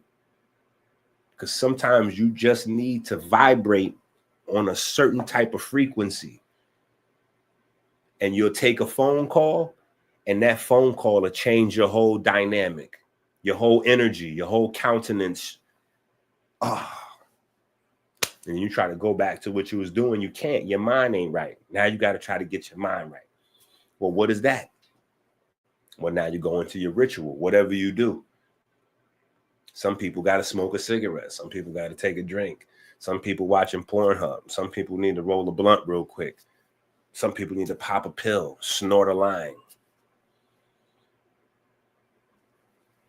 Because we don't get this, right? Some people can eat good when they're alone, but when they get to a holiday gathering, they fall in line with everybody else because they don't get this. Mob mentality is a real thing. Mob mentality is a real thing. Mob mentality is a real thing. People seem to get dumber when they get in groups, to the point where people take it offensive and they be like, well, yeah, you know, you got herds, you know, you got the masses are asses, and different sayings like that. But that's only half true. Respectfully, that's only half true. Yeah, people get dumb when they get in packs, but that's because the loudest voice in that pack, the person with the most personal magnetism in that pack, is dumb. So now the pack, he's setting the tone. You got to think about these things that we've been saying for so long. Setting the tone. Literally, a tone is a frequency. When you set the tone, you set the frequency. So this is what we vibing on right now. These is real science that we just been using as a slang because we got so much knowledge and information buried in our DNA places. And somebody just got to wake it up. You already know a lot of this stuff. I'm just helping you to remember some of this. We already use these terms all the time. Yo, he's setting the tone. He's setting the frequency. Yo, the vibe ain't right. Yo, homeboy vibe was crazy. Yo, all these are things that we know from somewhere. Genetic memory. That's why we talked about Generational health, right? Generational health. We got hundreds of thousands of years of information buried in our DNA in there. You just got to wake up.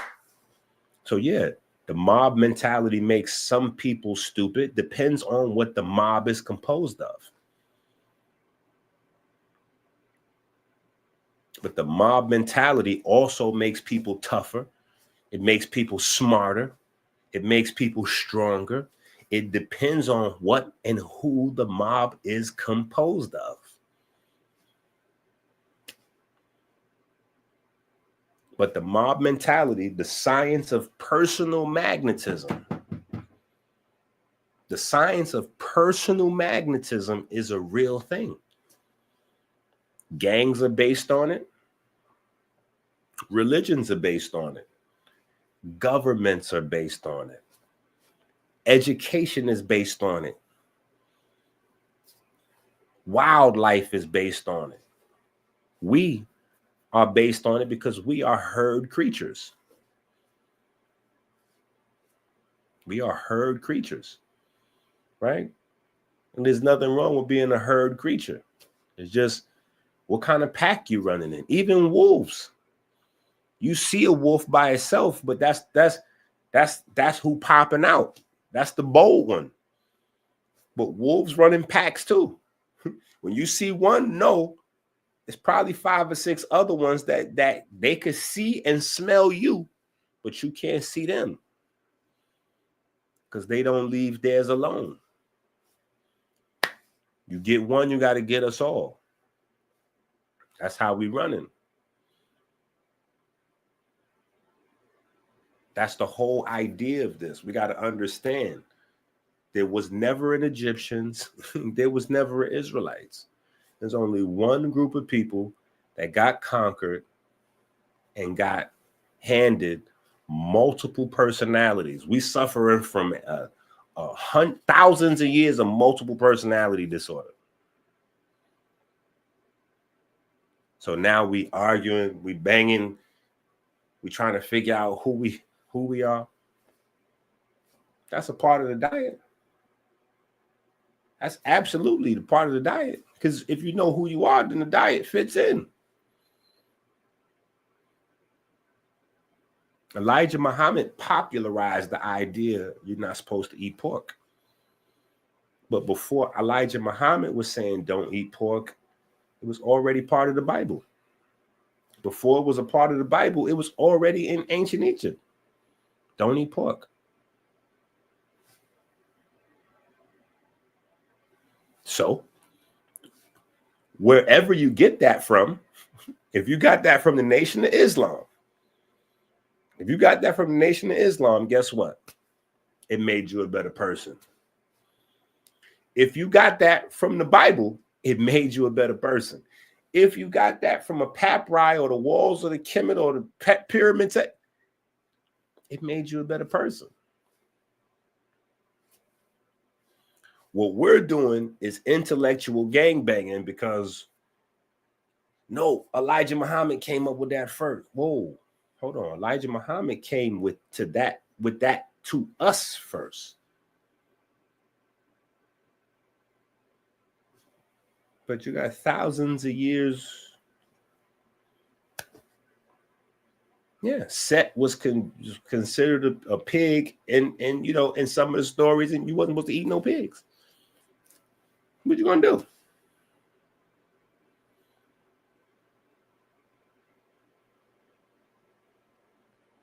That's my thing I never understood. Like, why does it make the science any less valid if it comes from these sources?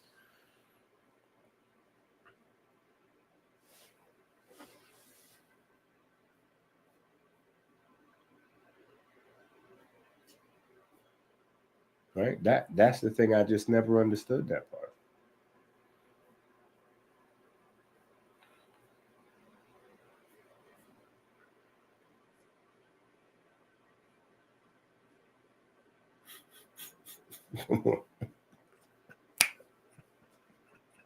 My name is Minister EnQi. I am the naturopathic doctor and the spokesman for the Melanin-Verse Diabetes Ministry. Every time you go to the supermarket without the electrician grocery shopping list, it's like putting a loaded gun to your head. Stop playing Russian roulette with your life.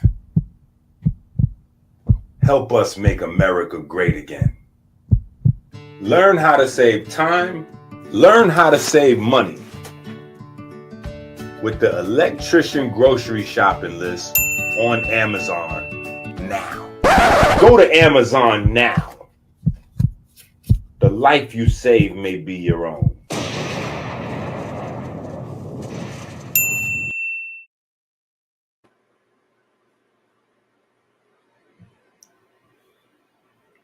Hopefully me holding a gun to my head woke somebody up.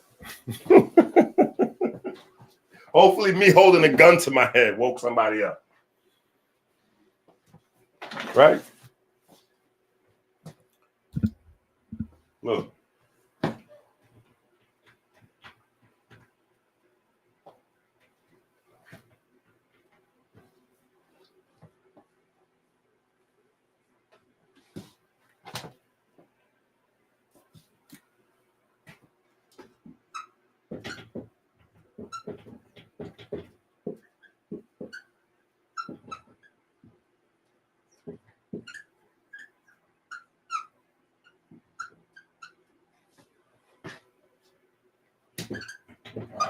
We already identified God as waves.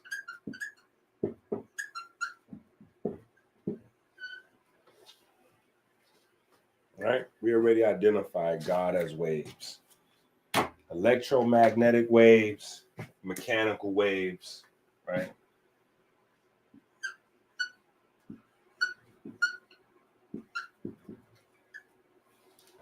Right? We already identified God as waves. See that up there? Okay. When like minds gather, right? When like minds gather, they do one of two things, right? They talk,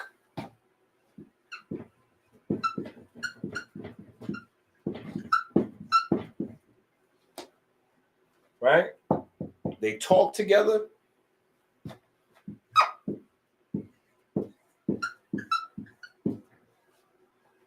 or they touch. They talk or touch. They talk or touch. This is what happens when like minds come together.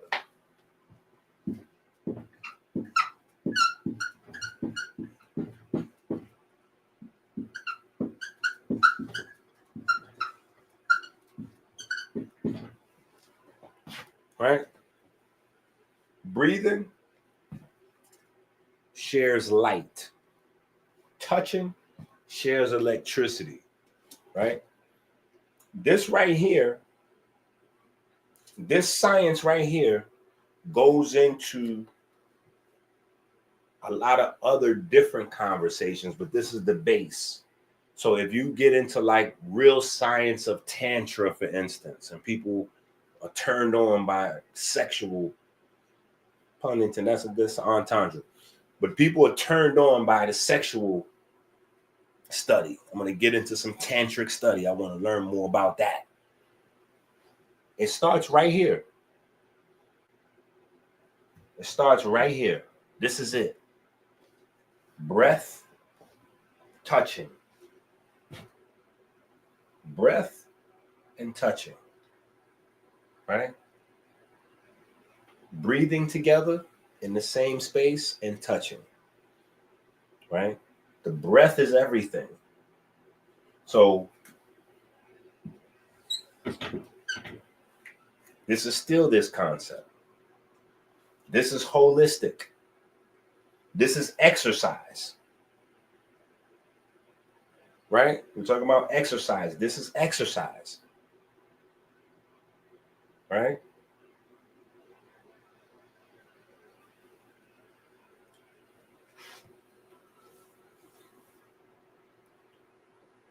If we get just onto this side, this is what the healthy lifestyle is about.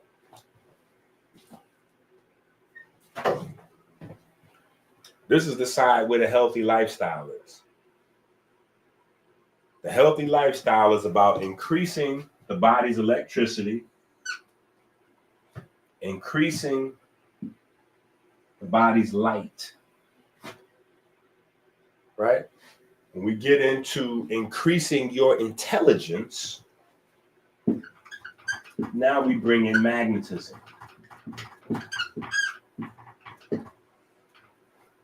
Right? Now we bring in magnetism. Magnetism is about your experiences and the experiences of other people. Memory is not the same as intelligence. Memory is how well you can retrieve information, how well your brain retrieves information from your mind.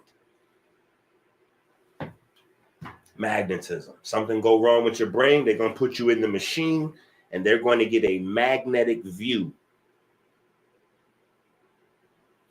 How are they going to look at they're going to check the magnetic field.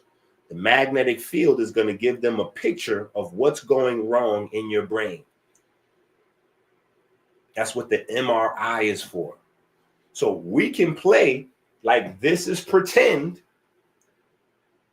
Only thing is, the people that spend trillions, billions, this is what they run the world on.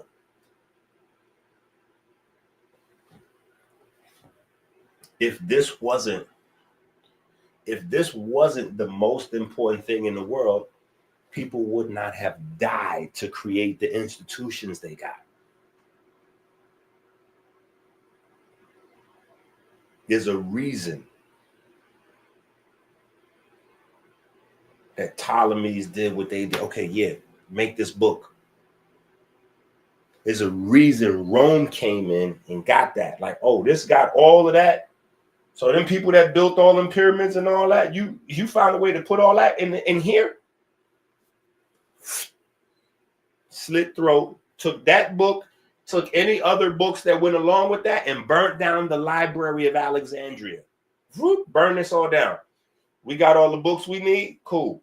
Burn this all down. Nobody else will know anything about this. Burn this all down. We're taking this. And from there, boom. Now they start. Civilization. Boom. Get down or lay down. The banking system comes out of this book. The banking system comes out of this book.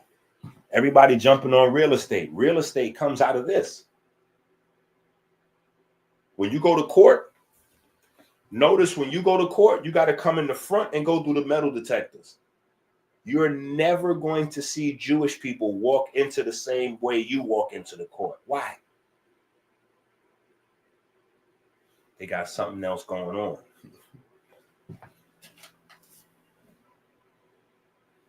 I'm just telling you. So when we get into this, this is the reason why there's eating rules in the first place. Because if you eat a certain way, it's ritualistic. What are you doing? Are you consuming dead bodies every day? Are you consuming dead, burnt bodies every day?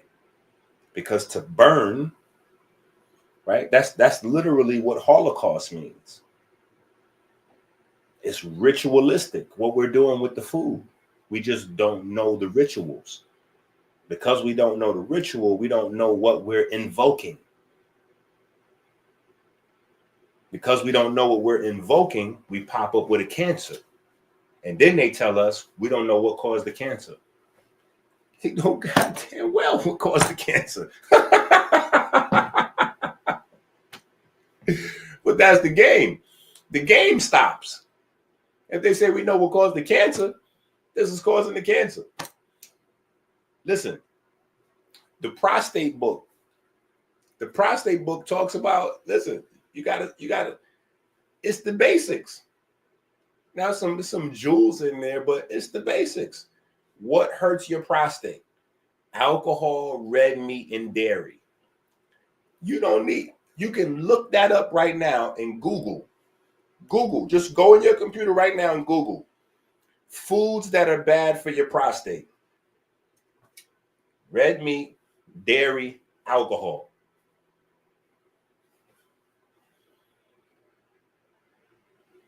All you gotta do is pull out that. But on your first bottle, does your private stop working? No. You eat a steak, you drink you a bottle. Does your private stop working? No. Can you still multiply? Absolutely. What happens over time? What happens over time? Every 10 years now, we're losing sperm count and sperm motility. So we can doubt what I'm saying, but the proof is in the pudding. The numbers don't lie. Our sperm's not swimming. Our babies are coming out with less intelligence. This is not stuff that people don't know, just we don't know because we've been brainwashed. Intelligence is something that can be inherited. You inherit personality traits. Even if we go back to Kemet, right? In Kemet, they based their lives on race, but not in the way that we do with racism. Like one king, his son inherit, then his son inherit the throne, and his son inherit the throne, but that's not always how they did it. Sometimes they'll pass the throne off to their man. Sometimes they'll pass the throne off to their vizier or their counselor. Why? Because the vibe was stronger. Because they liked that person's morality better. They could trust them more with the kingdom. Like, nah, my son is a degenerate. I'm not passing him the throne. You're not inheriting the throne. I'm passing it off to my man right here. Yeah, I'm not putting the kingdom in your beck. Yeah, this is a wrap. So yeah, it's about the bloodline, but it's about the bloodline because of the qualities inherent in the bloodline. And those qualities can be changed. Those qualities can be changed. You can get degenerates from a high quality bloodline. You can get high quality individuals from degenerate parents. It just people wasn't going to throw the dice on it. Not with a kingdom. Not with a kingdom. No. You can work on that on the side. That's why some of that stuff is in the Bible, where it'd be like, hey, yeah, 7 generations, your family can't mingle. Your family can't come over here. You got 7 generations. Y'all got to take a break. You got to go work on your family. Create new values and pass those on to your kids and let them pass that on to their kids and their kids. And then, yeah, then your great grandbabies could come back into the fold. Once they demonstrate these qualities, once we see you can't bring savages into the mix because the savage is going to run crazy, or worse, your baby is going to make babies with no. Keep them babies over there.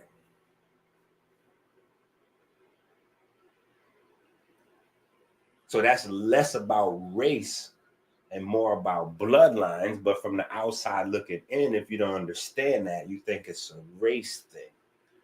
Like what we have here, where people was killing, oh, you white, let's kill a cracker.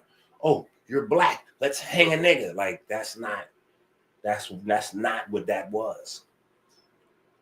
But when we look at the past through our current eye lens, that's what we will see.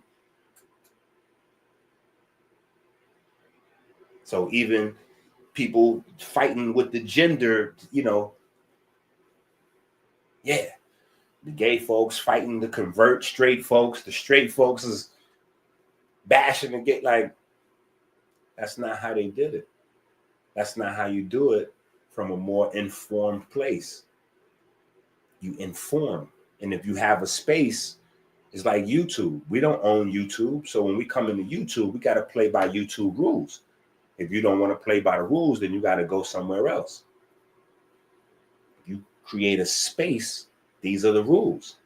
Breeders know this. Animal breeders know this. If you breed birds, you know that you can breed speed and intelligence into your birds.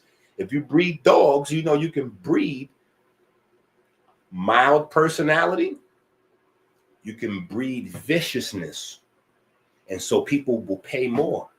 If you got a killer dog and people want killer dogs because maybe they got fighting, you know, they doing some fighting, or maybe they doing some high class security work, they'll pay top dollar for that dog. And how do you get the dog? Well, you show the paperwork. Like, look, this was a killer. That was a killer. This dog got 10 generations of killer. This is a killer right here. You want this killer bloodline. When I bought my dog, I wasn't looking for a killer bloodline. I wanted an intelligent dog. That's what I was looking for, because this dog gonna be around my babies. So I need a dog that's bred for that, for intelligence, for work, for family. So you go get that kind of dog. The only problem becomes when we discuss this with people. Because you can't have these conversations about people. If you talk about breeding characteristics and traits and, you know, this is a family of idiots. You can't say stuff like that. But in the health space, that's what we see. And we say it amongst each other. Yeah. You see it in the supermarket. Go to the supermarket. Them big fat people coming in there. They got little fat kids that's going like this too. That's big fat people with little fat people. Yeah. You see it all the time. The parents be in the machine. They can't even walk around the supermarket. They driving the thing. Them people not old. Them people in their 30s in that machine. You need to tell them, hey, get out of that machine and walk. Get out of that machine and walk. If you ain't walking nowhere else, you got to at least walk around the supermarket. Come on now. Get you some exercise in here. You want them sodas and them cookies?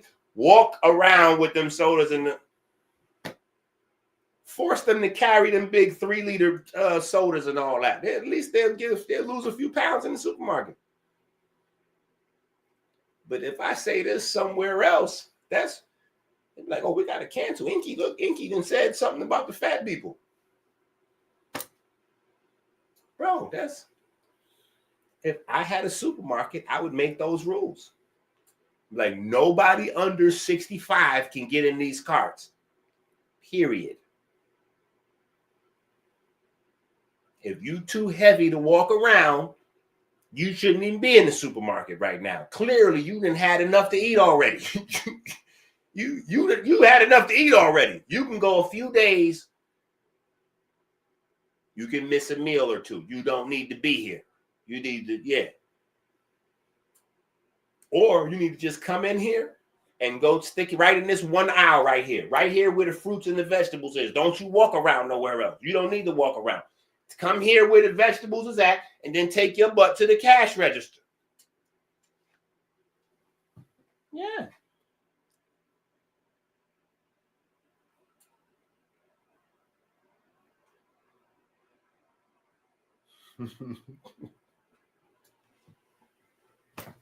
This is the facts. Right?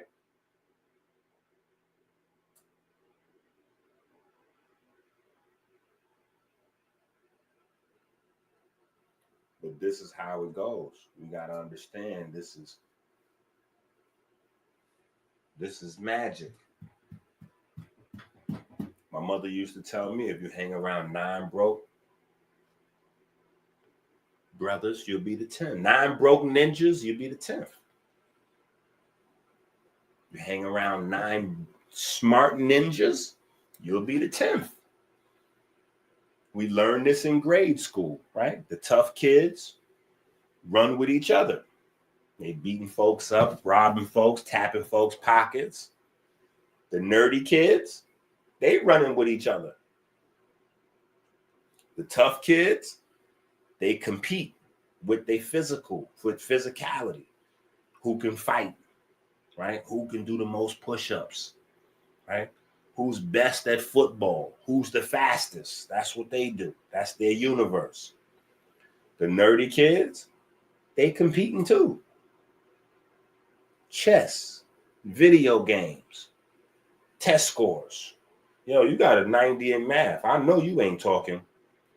I seen your report card. You had B's on your report card. I know you ain't saying that. That's the conversation they having. The tough kids, they having the same conversation, different subject. Bro, look at them sneakers. I know you ain't talking. Them sneakers is $49.99 or them sneakers is $19.99 in Payless. It's the same human nature expressed differently based on who we congregate with. Who we congregate with, what is that? That's a congregation. That's a congregation. Who we're congregating with. That's a congregation.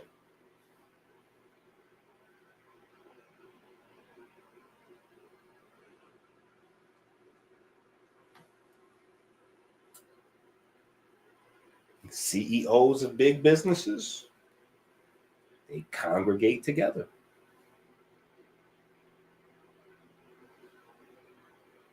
Folks that smoke cigarettes. Yo, you got a cigarette? Yo, what's your name? Oh, yeah, where? Yeah, how long you been working here? 90% of the violence in prison is about congregating. Who's congregating with who? We just saw Republicans versus Democrats. Who's congregating with who? Ideally, if we take finances out of the picture, we pick our neighborhood to live in based on who we want to live around, who we want to share our light with, who we want to share our light with, right? Who we want to shine with, who we want to shine through, who we support, what we support. It all comes back down to these three fundamental principles. So this is the most thing I want to spend the end of the year on. Right? Holistic healers know this.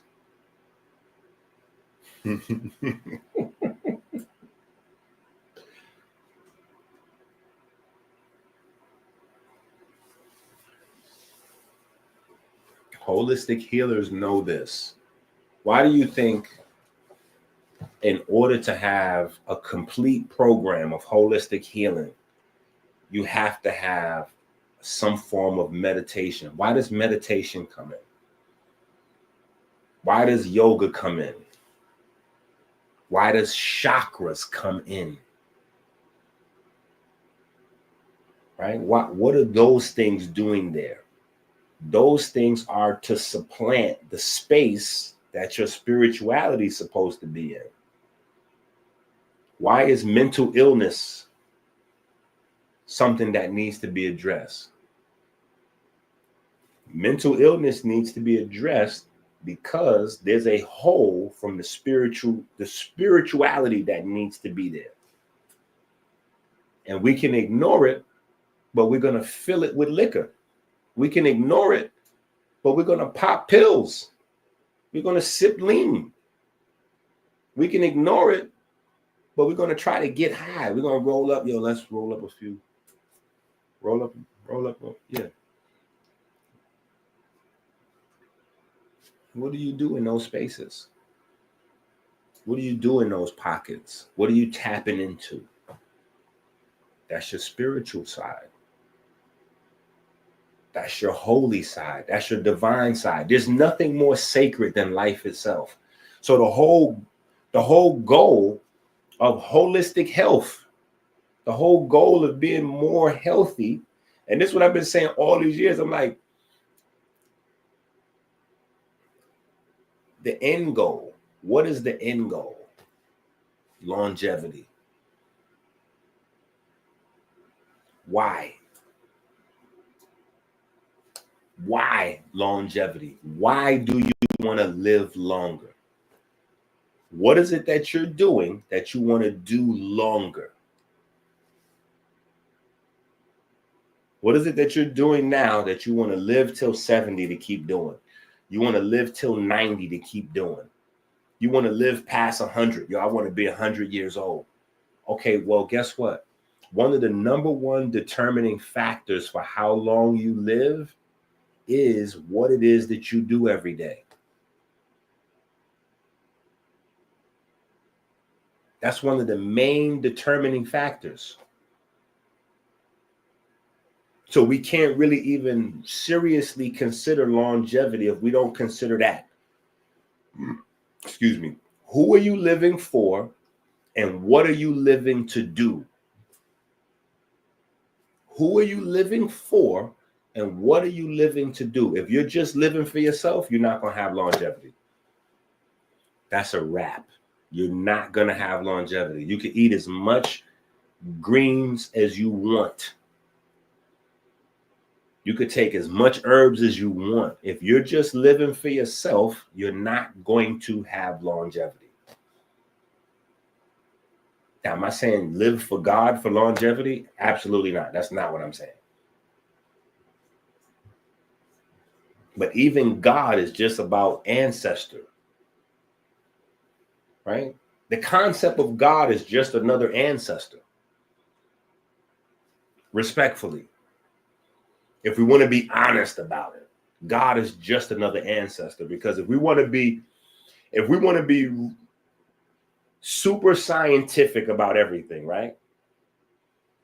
If we had the smartest computer on earth, right? The smartest technology, we could trace our lineage back every generation all the way back into what? Until the planet is just single cells. And then what? What's before that? That's where your concept of God comes in. What was the intelligence then? What was that intelligence that started this whole thing into motion? So it just really comes down to ancestral.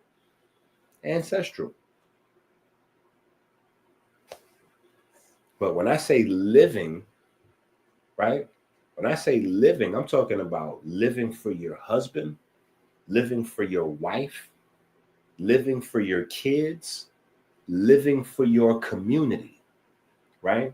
Living for the people that depend on you, living for your cause, the change that you want to see in your culture, in your community, right?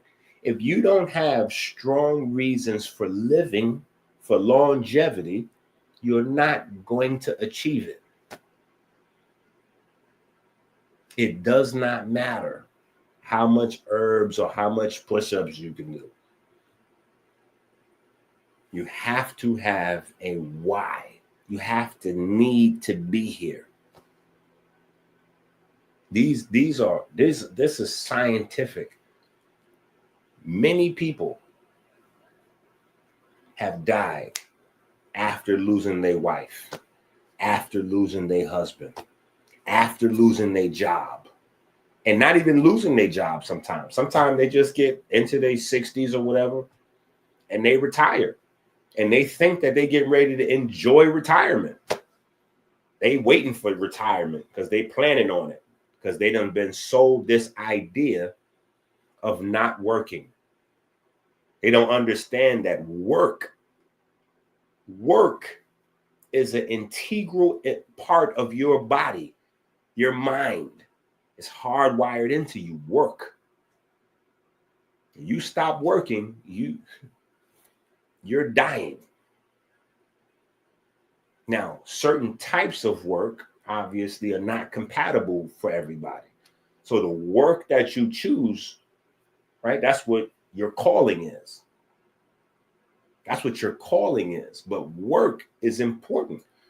So people that have been sold this idea about retiring, they retire and die.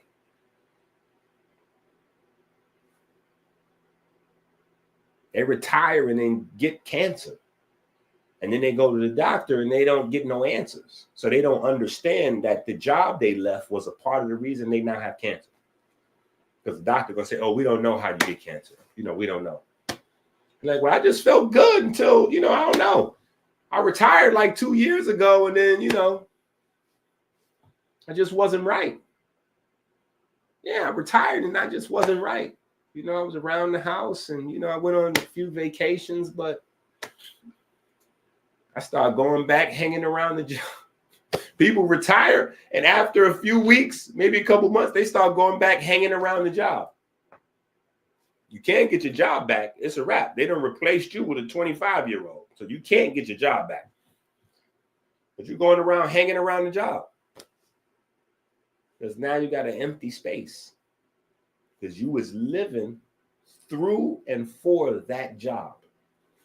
Even if it was working at the post office or working at wherever. You was a social worker somewhere. In that space,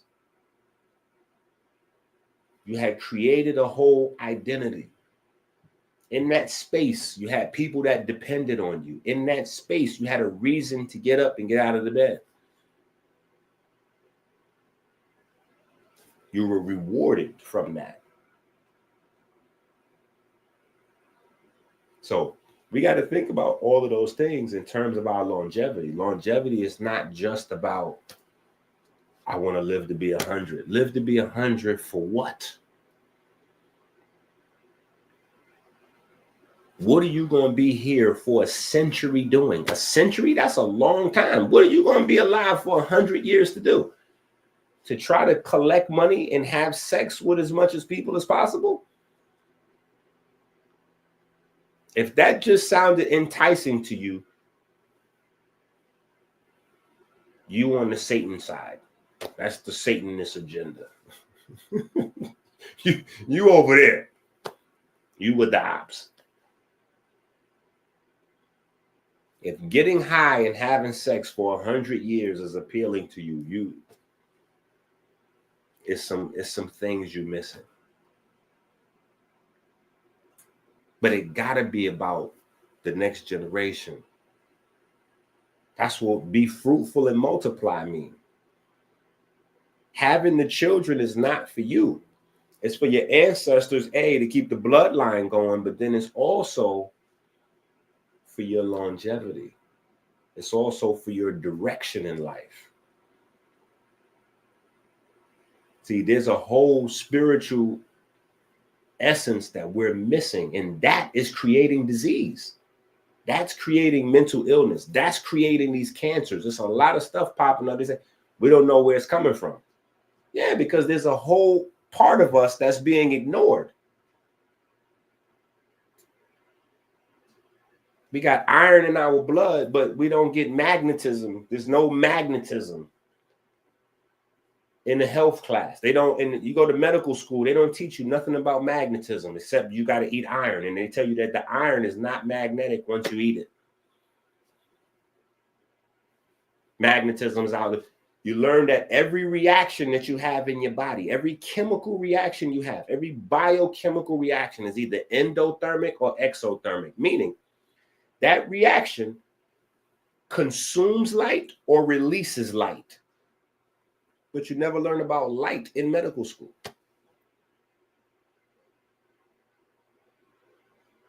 We know that there's an electron transport chain, and we know that that electricity is driving a proton gradient. We know that proton gradient is driving the ATPase pump to recycle ATP.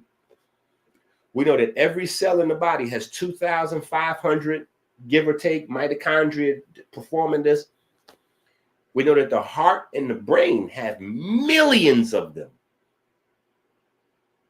Your regular body cells have between 2,000 and 3,000 mitochondria on average. Your heart cells and your brain cells have millions of mitochondria. Millions. And guess what? The number one and the number two causes of death is heart disease and brain disease.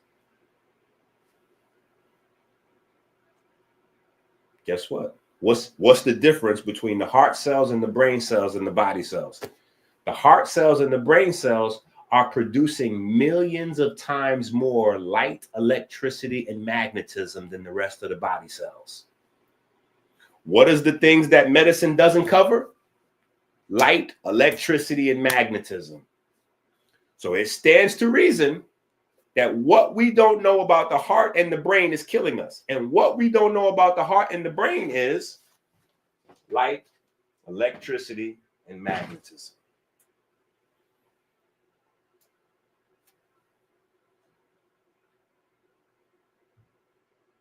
That's what we got to cover.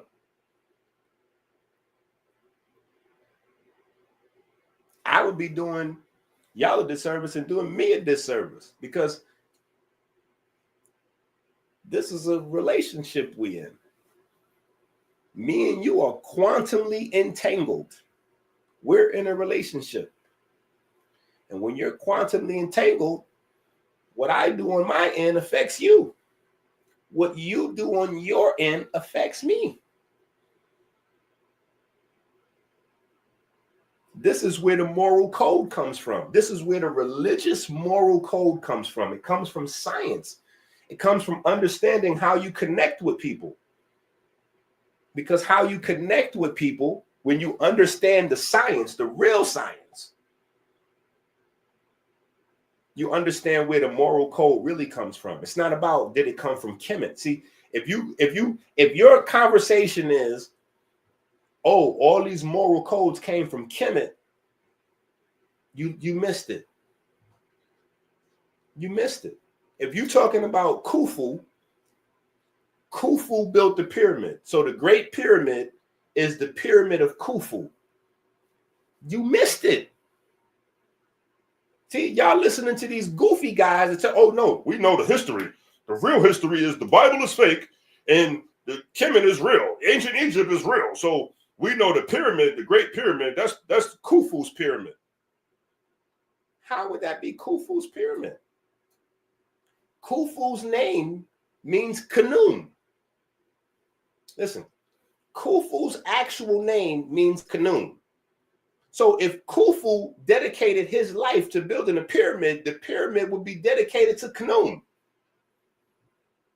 So that would be Khnum's pyramid. Khufu's name means Khnum. So if Khufu dedicated his life to building a pyramid, that pyramid would be Khnum's pyramid.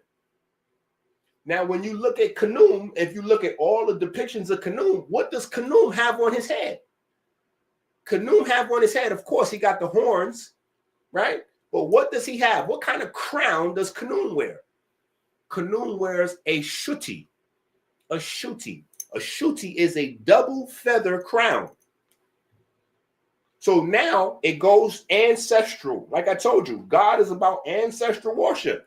So if Khufu built the pyramid, he would have dedicated it to Khnum, or he would have just dedicated it to who Khnum would have, like you do, yo, I'm gonna do this what my father would have wanted me to do. Khufu would have did what his father would have wanted him, his spiritual father. His spiritual father is Khnum. His spiritual father would have said, well, dedicate this to Shu, because I'm deriving my authority from Shu. Khnum is known to be the fashioner of men. He makes the clay. He makes the clay, but the animator of the clay is the breath of life, Shu. So Khnum would have said, put this, we're gonna do this with OG.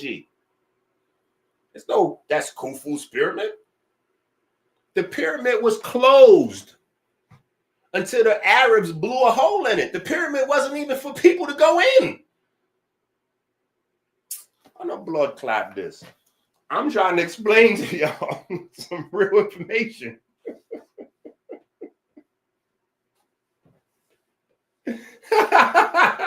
Yo, this is it. There is nothing else but light, electricity, and magnetism. All roads lead to Wakanda. That's it.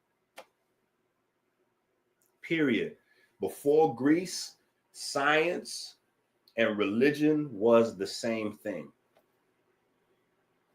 Holistic health is supposed to be a throwback. Holistic health is supposed to be a throwback. The problem is people is not teaching it the right way. So they're teaching it in a way where it's either divorced from spirituality, like you can have a holistic life, because people want to monetize. And you can still monetize. If the people need you, they're going to feed you. But people just find the thing that makes the money and then increase the money. You increase the focus on that thing. Because everything can't make you money. So if holistic health is about a lifestyle, because people keep telling you it's about the lifestyle. It's about the lifestyle. It's about a lifestyle. And when you ask about the lifestyle, they keep saying diet and exercise. But diet and exercise is not a lifestyle. Diet and exercise is not a lifestyle. This is why people be trolling. They don't want you to hear this. Diet and exercise is not a lifestyle. Diet and exercise are great foundations to a healthy lifestyle, but diet and exercise in and of themselves is not a lifestyle. Diet and exercise is not holistic. Selling herbs is not holistic health. Oh, EnQi, you going against the grain. You attacking this one, you attacking that one. No, I'm just saying the truth. And if the truth attacks this person or this doctrine or that doctrine, that's just what that is. But that's not on me. Herbs is not a holistic lifestyle. Holistic, whole, right? So if you're just talking about herbs, that's not holistic, because you ain't talking about the food. If you're just talking about food and herbs, that's not holistic. You're not talking about exercise. If you're talking about the food, the diet, and the herbs, that's a closer picture. You have more aspects, but what about your children? What about being a good mother? What about being a good father? We're not supposed to share those best practices. We're not supposed to talk about that, because that's holistic. That's the lifestyle. In fact, the diet, the exercise, and the herbs is supposed to prepare you to be able to tackle the things you got to really deal with. Your job, your bills, your relationships, your kids, your relationship with your creator. That is a lifestyle. That is a lifestyle. All of that. That's a lifestyle. So if you're drinking the bottle of bitters, but every other aspect of your lifestyle is toxic. People on the internet say EnQi's toxic. Well, EnQi's toxic. He be going at brothers. He be talking about this and that. No, EnQi be talking about the truth.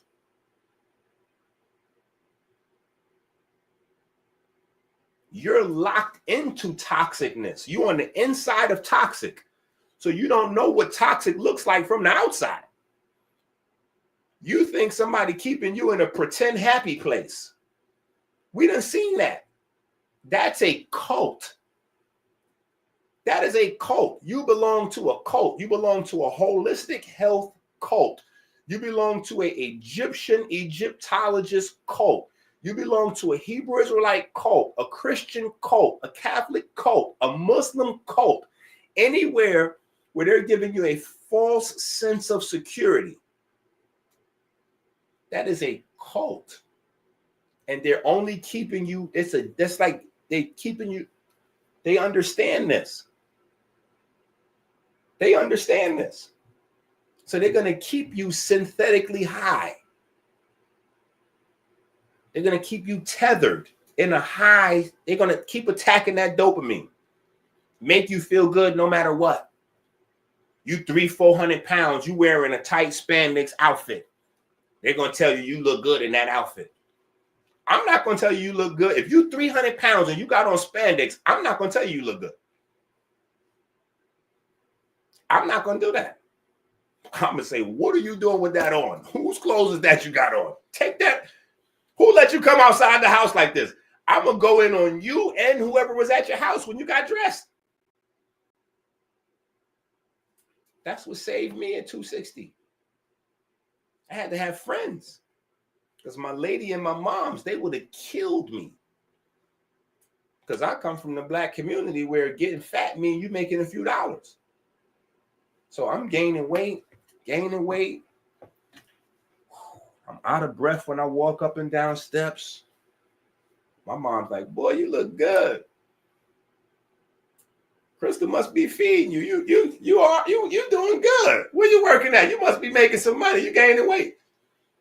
I'm listening to them. I'm getting gassed up. So now I'm thinking I'm supposed to keep gaining weight. I'm like, yeah. Let me get the no. Let me get an extra rice and beans. Let me get the no.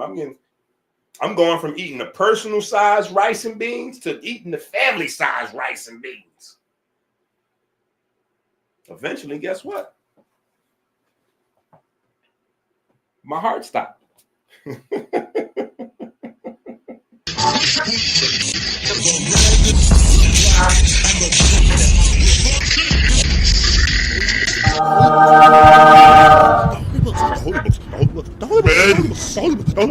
The gods have blessed us. We must act now. We must act now to save us, to save our souls. My name is Minister EnQi. I am the naturopathic doctor and the spokesman for the Melanin Verse Diabetes Ministry. Every time you go to the supermarket without the electrician grocery shopping list, it's like putting a loaded gun to your head.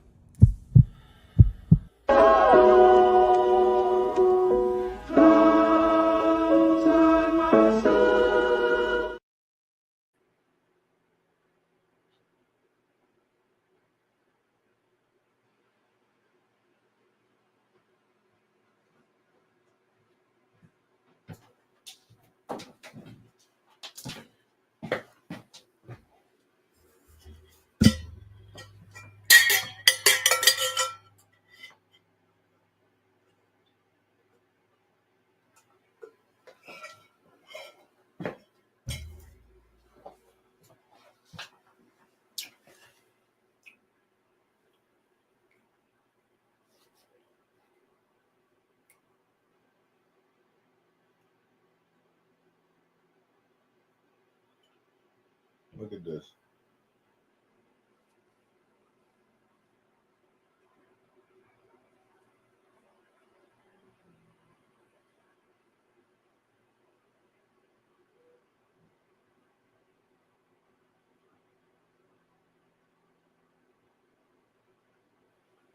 Let me ask y'all a question.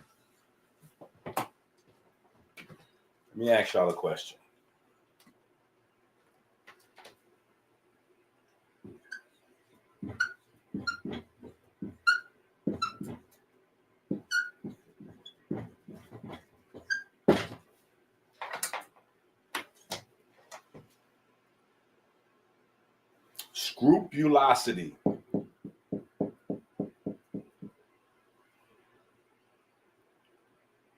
Scrupulosity.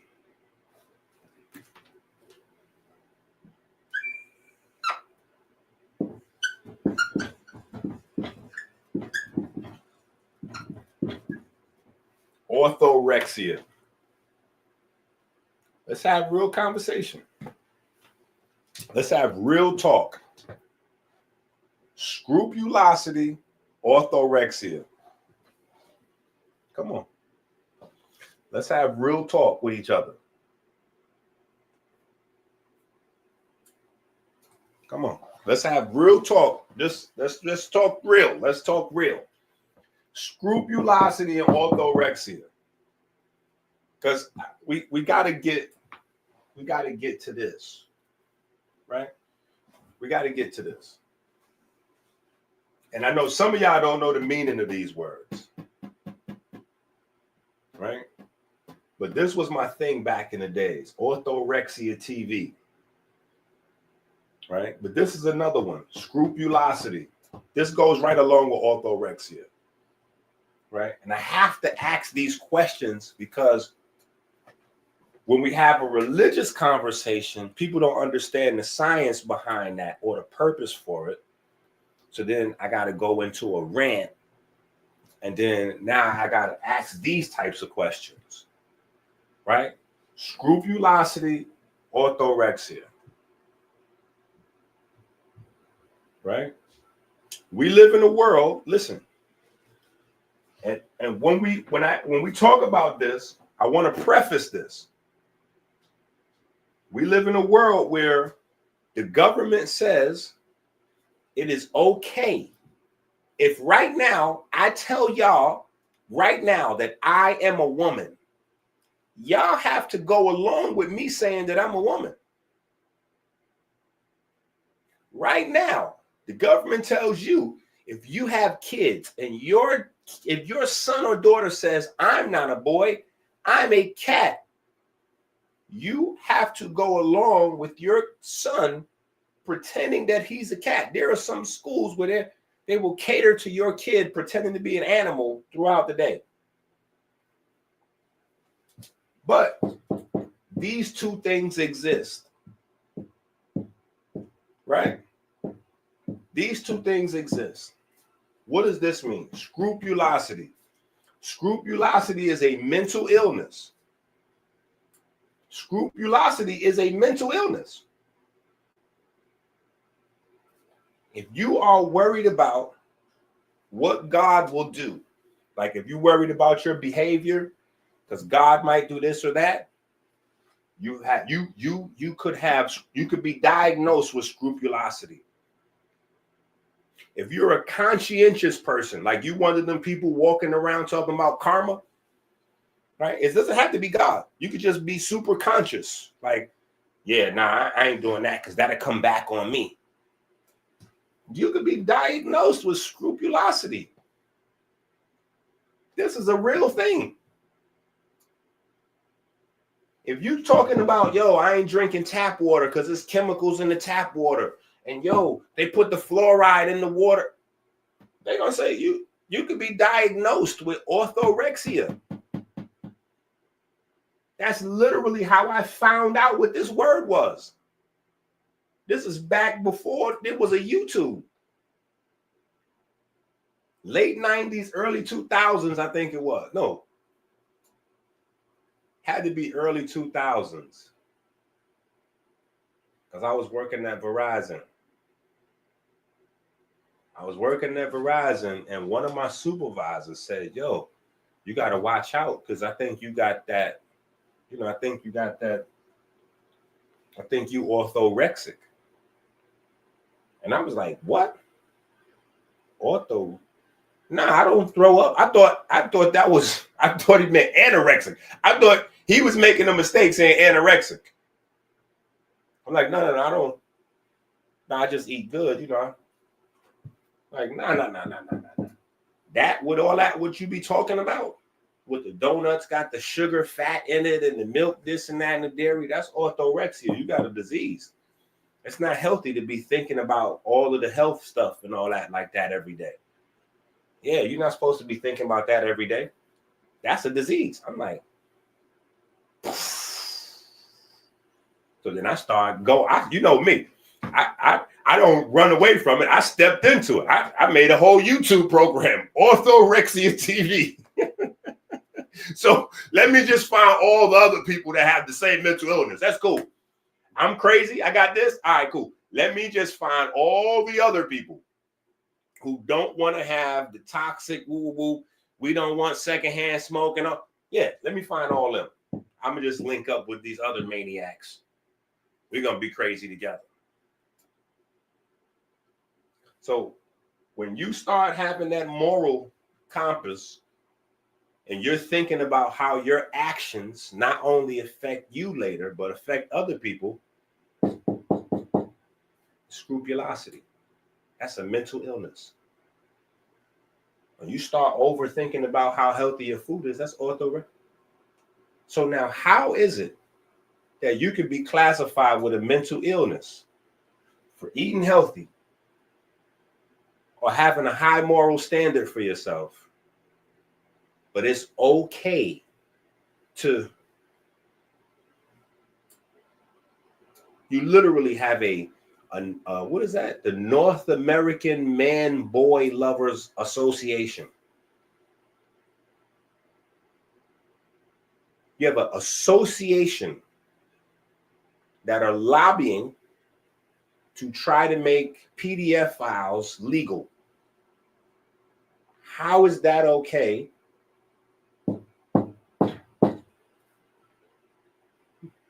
There's only one answer. It's godlessness. It's only one answer. See? The problem is when we make it a supernatural weird thing. If we get that it's okay to have reverence and worship for our mother and our father, and it's okay to have reverence and respect and worship and, love and admiration and all that for our grandparents and all of our ancestors. Well, why does that stop somewhere? Why does that stop somewhere? Because you don't know the ones after a while? You never met them? Because if it doesn't stop, if you understand the gift of life and it doesn't stop, that takes you back into pre-cells. What kicked this thing into motion? If you understand how short your time is here, even if you get 100 years here or 120 or 150 years, that's still a blip. That's still a blip. When your father shot you out, if your father was halfway healthy, there was at least 20 million other sperm fighting to get to that to that egg. So you beat out at least 20 million others, and it might have been 50 to 100. Listen, who knows how healthy your dad's sperm was?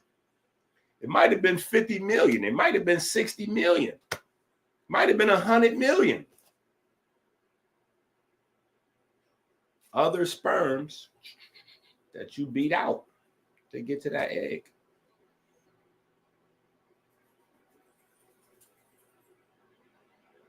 To me, understanding the relationship of semen, egg, understanding fertility, to me, that doesn't take away from the sacredness or the divinity of life.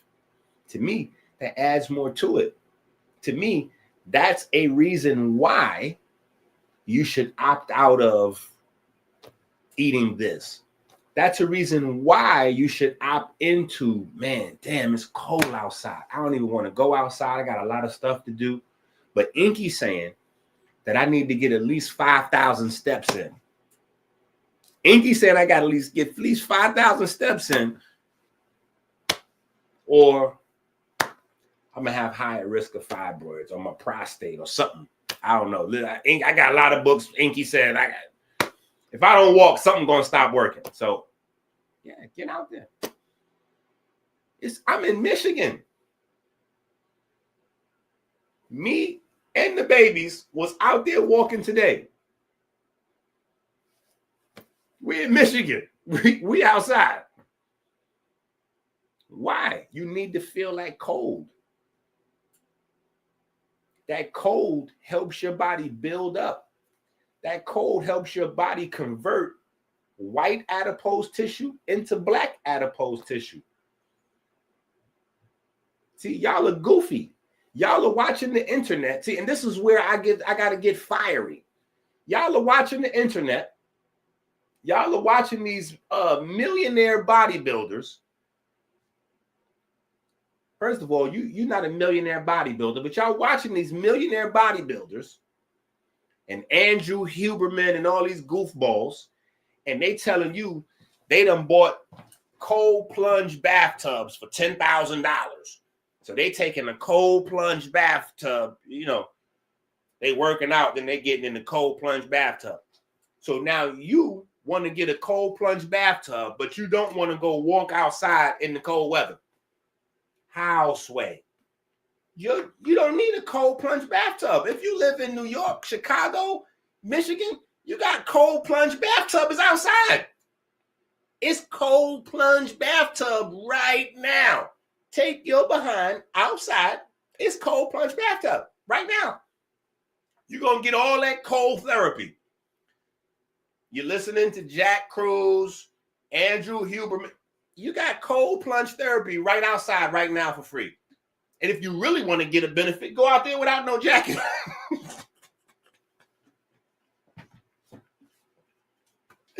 Hey, go out there without no jacket on. You're going to get the best cold plunge therapy. It's outside right now. And that's the way nature designed it. Because nature didn't design you to jump in a tub full of ice. Nature didn't design you to do that. But nature definitely designed your body to be able to adjust. Right? Nature designs your body to be able to adjust. That's a part of keeping your metabolism coupled to your respiration. This is the cause of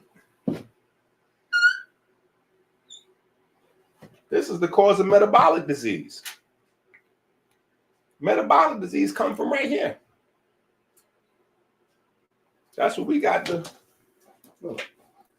I better get these books. What book is that now? See, when I say what book is that in, y'all supposed to already know what book is that in. Somebody said, I need deacons. Y'all got to know all the books to be a deacon.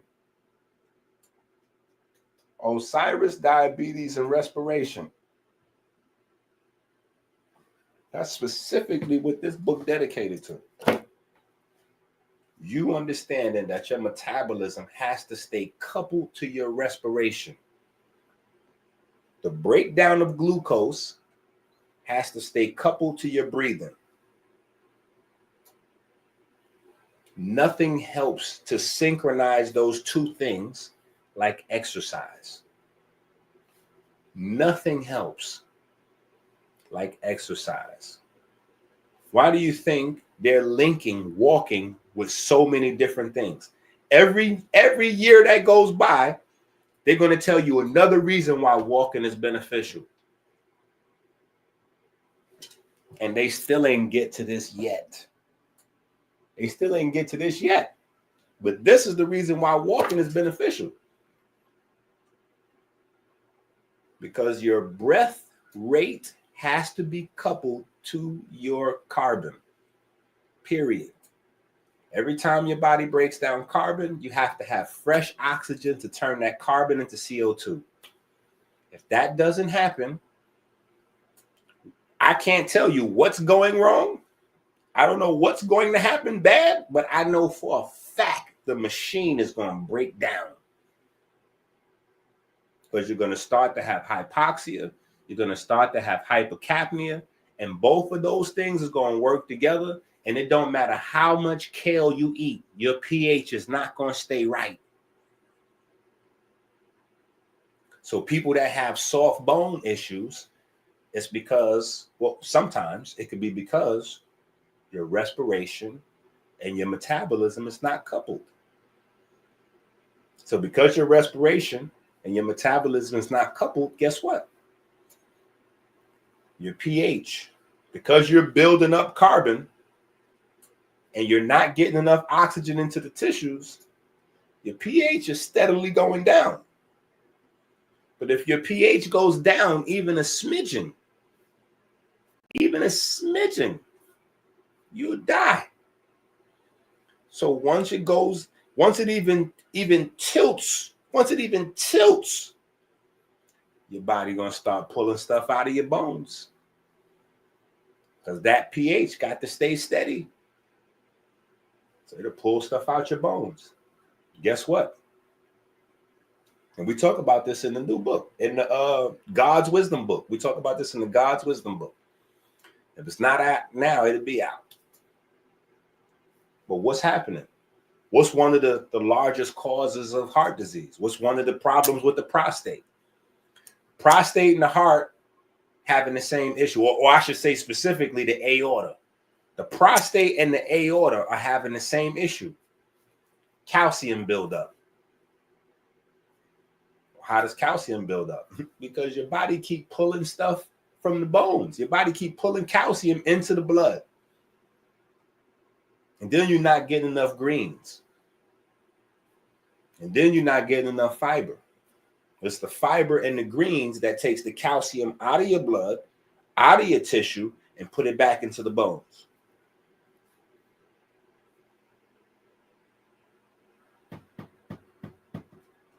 The solution is easy. It's the breath work. Or you could chase the habit.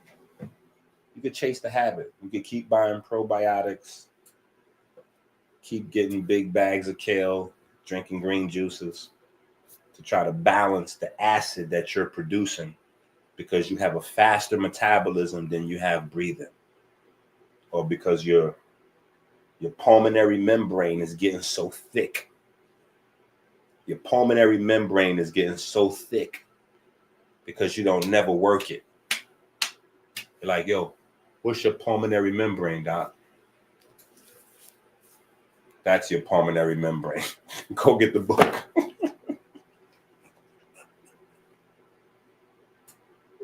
Right? But if your life is divine, if you appreciate the gift of life, you got to appreciate the breath.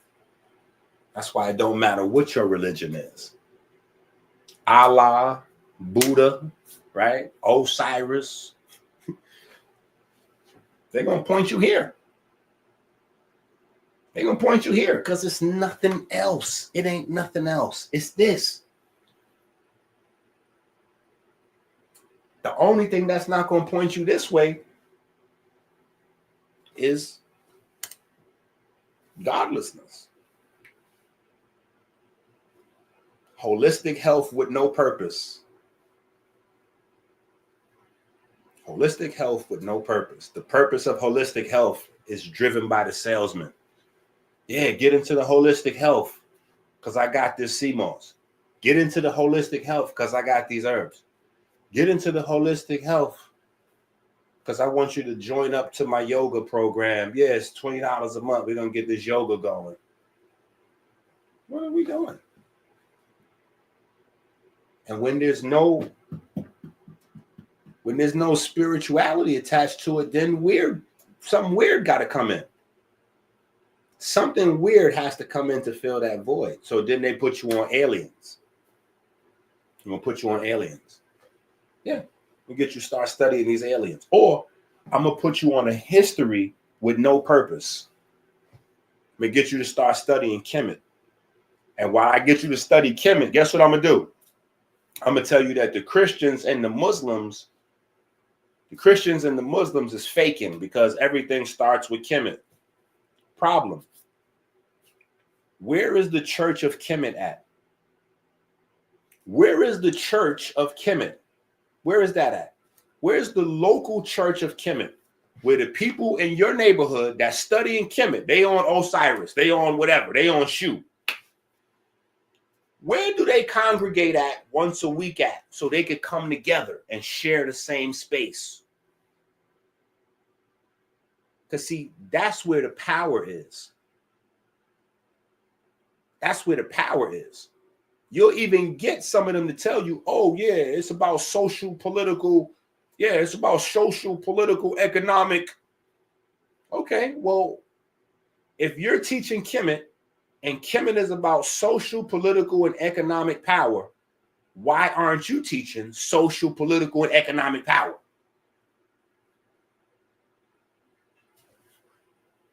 If you're teaching Kemet and Kemet is about God or gods or the netter, how come you're not teaching about the netter? The netter is supposed to be the gods on the surface level. Get a little bit deeper, you go, oh, wait a minute. There's no such thing as that. The netter was personification of the universal forces. Universal forces? Wait, what you? Oh, you mean light, electricity, and magnetism? So why are you teaching Kemet and you're not teaching about light, electricity, and magnetism? What are we doing? That's what I've been doing. I've been looking in the Bible and go, okay, wait a minute. Let's go through this whole program. What's in this thing here? What's in this thing here? What does it say? God is light. Oh, wait a minute. Stop. I know about that. Let's get to that. Let's start teaching about light. No, that's not really what the Bible is saying. What? The Bible is saying we're supposed to teach about God. God is light, right? No, God was the word, and the word. Okay, well, let's get with that. What is the word? Okay, so that's not an electromagnetic wave. That's a mechanical wave. Great. Let's get into that. You can only be saved through baptism, only through water. Perfect. Let's teach about the water. What are we doing? Let's get to the thing behind the thing and work on that. Right? Because that's what it's supposed to really be about. Right? That's why people got to keep me from around their people. Because if your people listen to me and you teaching them Hebrew Israelite stuff, I'm going to want to get to the root. Right? I'm going to do this. This what I'm going to do. Watch this. Watch this. Let me show you what I'm going to do. This is what I'm going to do. Watch this. This is what I'm going to do. I'm going to go. The whole idea of the story is that Jacob, right? A guy named Jacob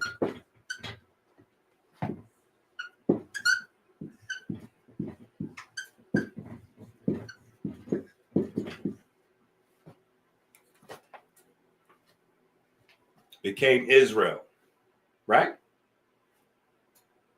Now, what did God say? What's the most important thing God said? The word.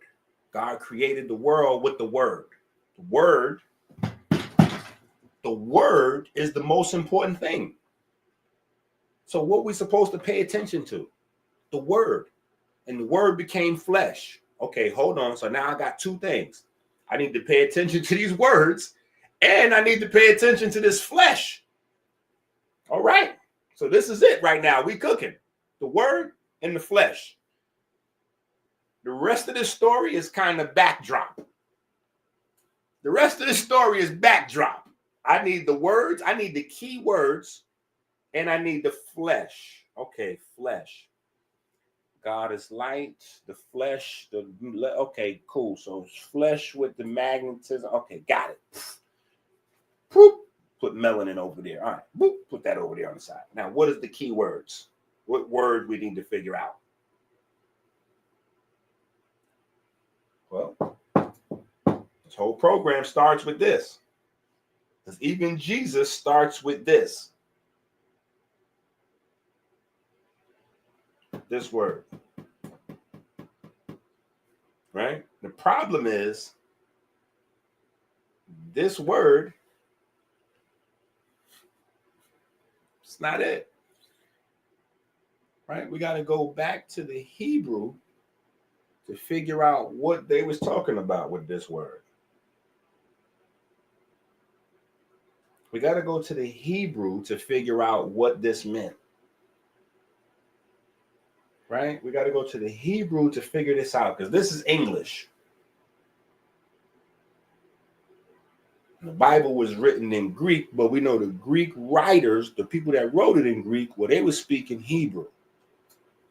But we know Hebrew is a watered down version of the, okay. So we forget that for a second. We just stick with the Hebrew. Got it. In Hebrew, Hebrew has roots. It has roots. Right? It has roots. So that's how you understand a word in Hebrew. You got to get to the roots. Right? So now,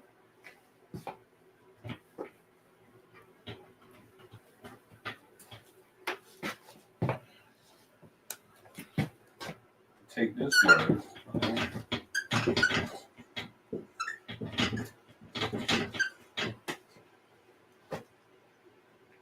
This is the roots to the word. The roots of the word is this.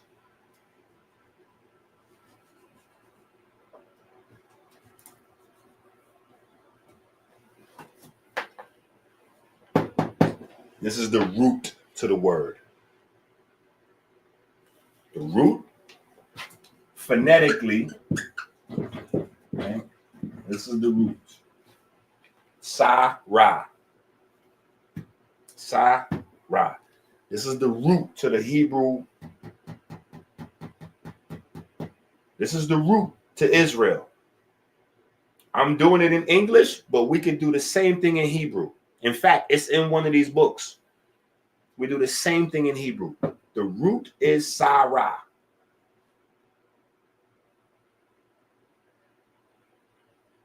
Now, guess what?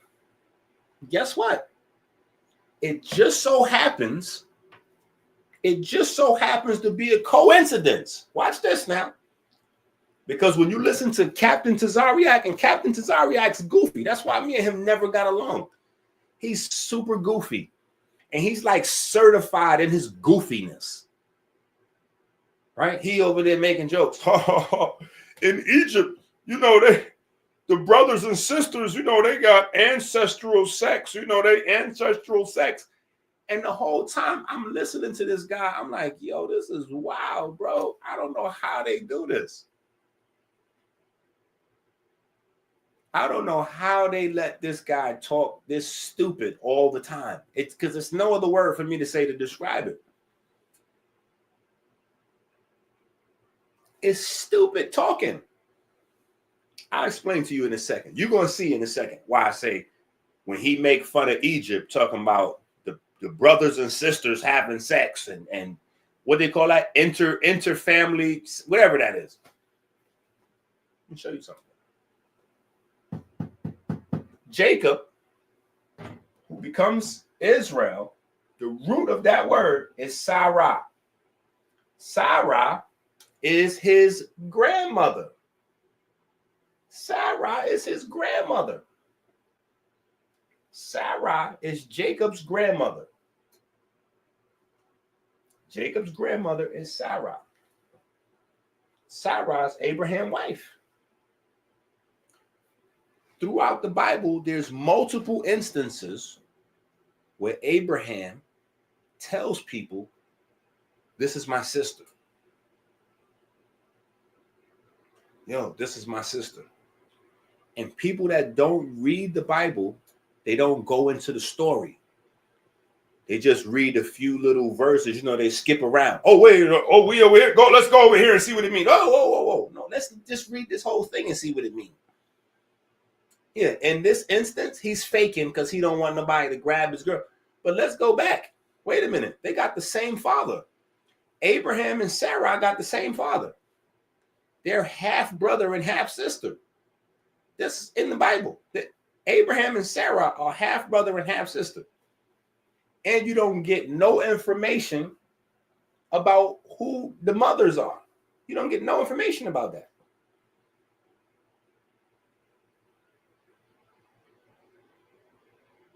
See, this is why I said it's possible that the Bible is matriarchal. Because Sarah means born of Ra. Sarah is what goes on the royal cartouche. The royal cartouche for kings, queens, princes, princesses. Sarah is what goes next to their name in Egypt. So when we're talking about this royal bloodline, with Jacob's name is changed to reflect his grandmother,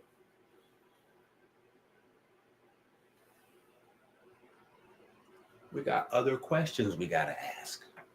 A, is that another breadcrumb telling us to look at Egypt? B, is this another part where the women is left out? You see, somebody got mad earlier. I said the God had a girl. See, I know what they're gonna say. Oh, he broke that down. Yeah, you broke that down nice, but that's not how it goes in the Hebrew. Yeah, he broke that down nice, but that ain't how that go in the Hebrew.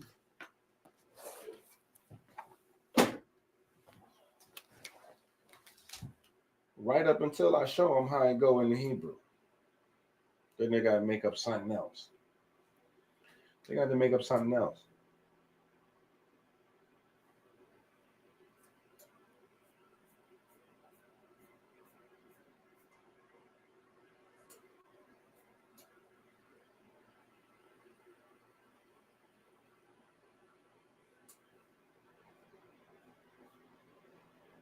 Let me see if I can find this for you.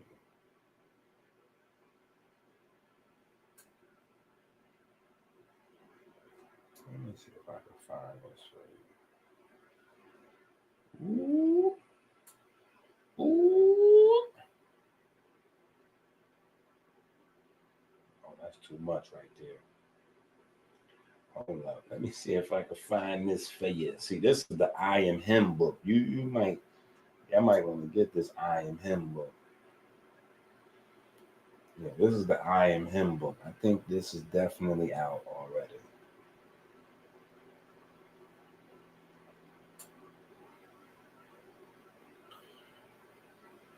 I think this is out already. The I Am Him book. Let me see. Let me go on Google and see if it's up there. Let me see if it's on Amazon.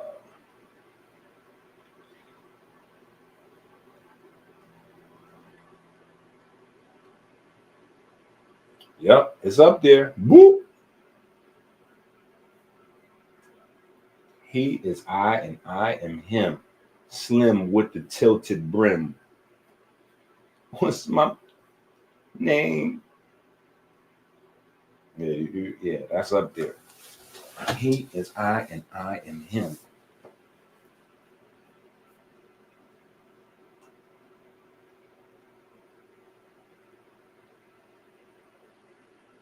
That's a fact. I'm definitely a false prophet.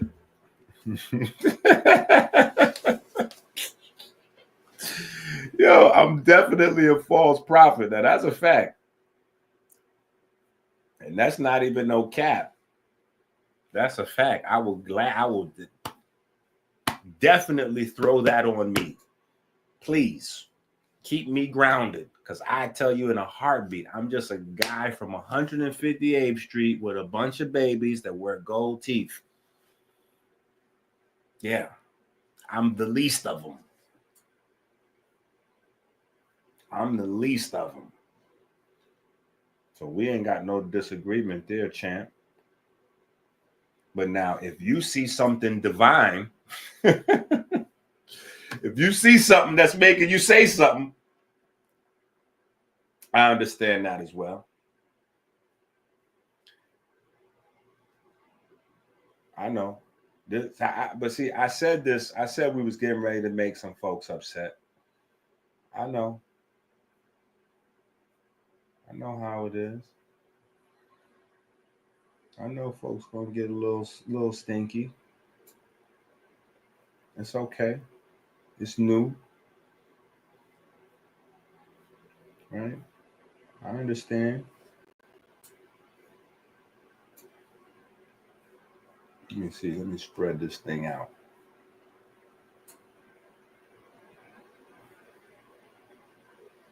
Now, the reason why I titled the book, let me tell you why I titled the book I Am Him. The reason why I titled the book I Am Him is because of the whole Pharaoh thing. Like, people keep saying Pharaoh, and I'm saying Pharaoh is not real. That's fake. Right? So they had two words for actual kings of Kemet. Right? The Nisu and the Him. Him was an actual king. So when we make that up as a slang, see, earlier I was saying that it's a lot of information that we got in our DNA that's just coming out and we don't know where it come from. So in the street now, you're like, yeah, I'm him. You dunk on somebody, get an and one, like, yeah, I'm him. You don't know that that's real Kemetic language. That's Medu Neter. That's Kemetic language. When they screaming out, I'm him. Yeah, I'm him. Crazy. You know how fresh I was when I went up in the spot? I did me in there. Crazy. I'm him. I'm him. That's real Kemetic language. That means king. Not Pharaoh. Him means king. Nasu. That means king, not Pharaoh. The only kings that called themselves Pharaoh was the Egyptians, starting with Ptolemy after the takeover. That was a Greek thing. And they had words for foreign kings because there was foreign kings that ruled over Egypt at certain points, or ruled over Kemet at certain points. So they had names for them. But I said, let me put this, let me throw this joint out there. Let me get this word in circulation. Let me let folks know that this is some of that genetic memory that's coming out of our veins. We don't even know where this stuff coming from. I do. It's coming from them people. You can't stop it. You can't stop it. It's in you. It's coming out of you. You can't stop it. And people know this. But what they're doing is letting it come out of you in a bastardized way. Right? So you yelling out, I'm him, after you violate somebody on some gang. You know what I'm saying? Or you do something in sports, you yelling out, I'm him. You don't know where that comes from. So you're denigrating it. You're taking a divine title. You're taking a title, a sacred title, a royal title, and you throwing it on the street thing because you don't know where it come from. So I'm like, okay, well, let me get this back. Let me let you know that this is a real fly. You know, when you say I'm him, you really saying something. You think you saying something, but you really, really saying something.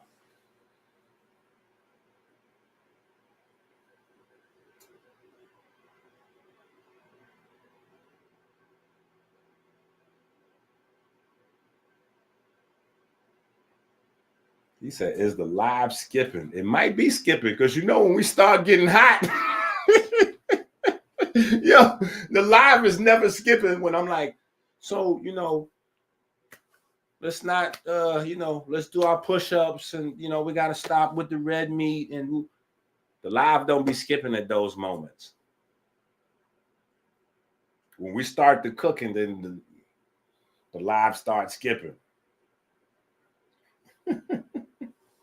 Let me check. Let me make sure it ain't my setup. Let me get me together. The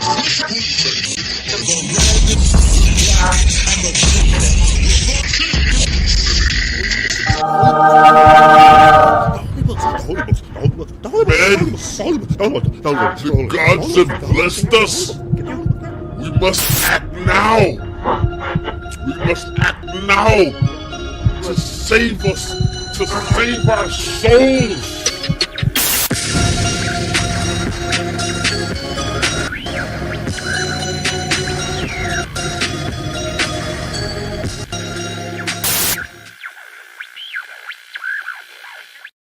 Demon. My own bathroom with me plotting and scheming? Yeah. How? Listen, we're not discussing that on my live stream, lady. But it's definitely plotting and scheming. All right. Let me get this here. Bam. Okay, we in business. So I don't know. Is anybody else's live skipping? Oh, it's not skipping? Okay, good. Then it says it's not skipping. Okay. All right, so let me find this thing over here real quick.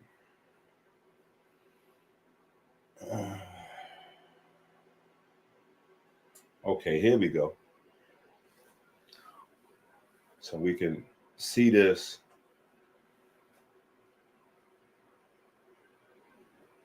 Nice and big on the screen. See that? Nice and big on the screen.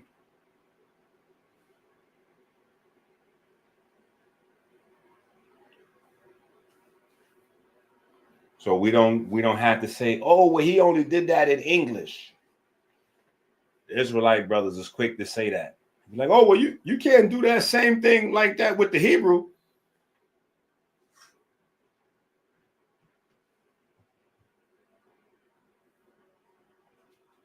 Here it goes. Here you go.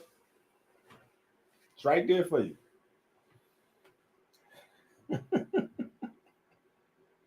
It's right there for you.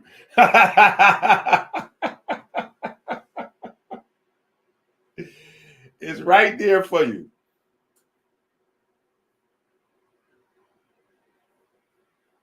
Hold on.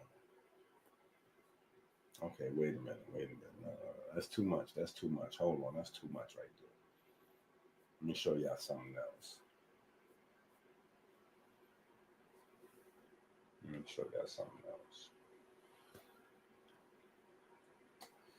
Boop, boop, boop.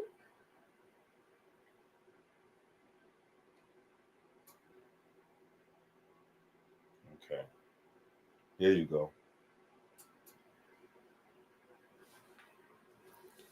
You see that right there?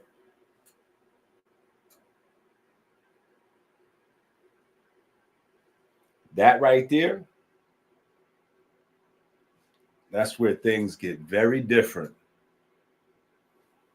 Once I show it to you in the English, then I show it to you in the Hebrew, and then I show it to you in the hieroglyphs. I don't know what else to show you.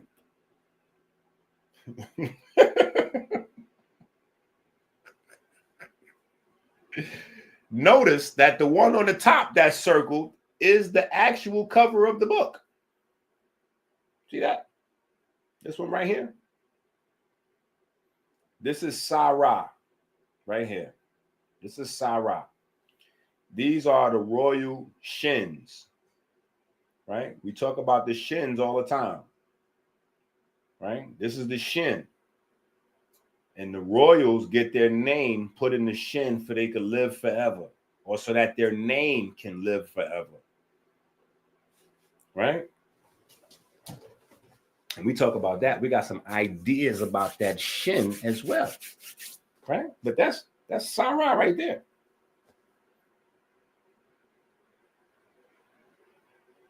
Yeah, that's Sarah right there. We ain't even gonna talk about the one on the bottom. Then they'd be really, I need security out here. I need security. Ask one of these guys talking crazy to tell you what the one on the bottom say.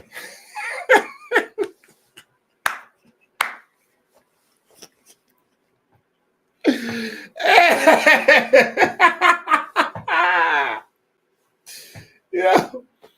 Listen, I'm just saying, man. All this stuff that we think is new, it's not all new. You know what I'm saying? It's not new. You know what I'm saying? And listen, I'm not weaponizing this.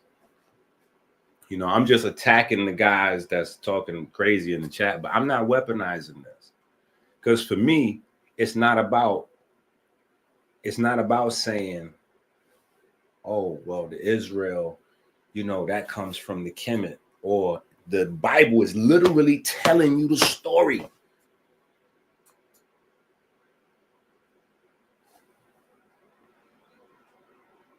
Right?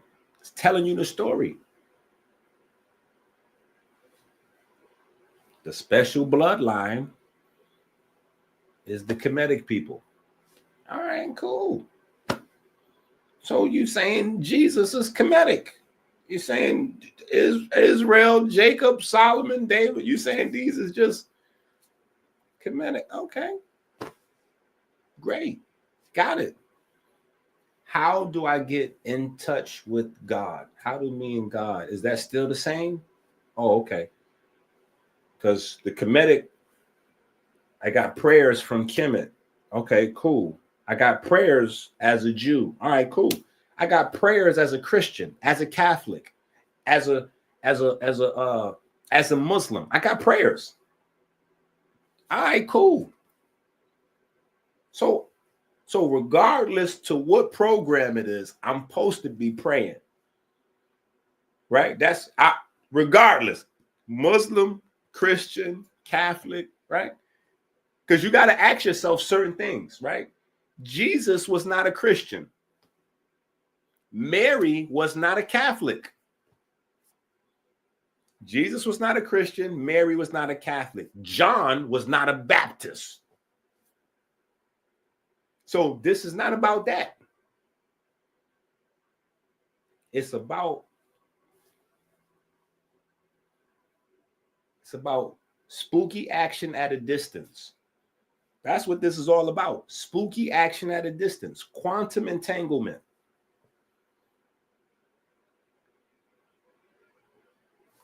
The force, the intelligence that set this all into motion. I'm still in touch. I'm still intact. I got a built-in cell phone where I can connect with God. All right, cool. I'm sure that in his intelligence, whether I speak to him in English, Kemetic, Hebrew, Greek, I'm sure that he's probably going to be able to figure out. I know guys in my neighborhood that speak 3-4 languages. You telling me God only speak one? See, that might be a problem with your idea of God right there. Because none of these religions tell me that he even on that kind of time. They say God is working with your heart. Your heart is quantumly entangled with God's heart. So he's getting that, the intention, the feeling, the body language. 80% communication anyway is nonverbal. God on that type of time. So that's what I need to do. That's what I do. I want to study it. I want to get to the roots, but I want to get to the roots so I can find those things that are most meaningful, most impactful. No matter what these things are, it says I'm supposed to be praying. So that's been my biggest problem with the Kemetic guys is they got everything else wrong. The Kemetic guys got everything else wrong. They got the science right. They got the archaeology right, but they don't have nothing else right. Where's the Kemetic churches? Where's the Kemetic temples, the Kemetic synagogues? Where is that at? Where do people get to come together and breathe together? Where do they get to come together and say the prayers together, all in one big room?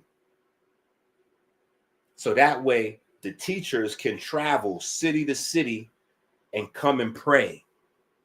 We could hold hands together and pray together, break bread together. Where is that at? Where is the prayer that you're supposed to be saying every day, 2-3 times a day? Where is that at? They don't have that.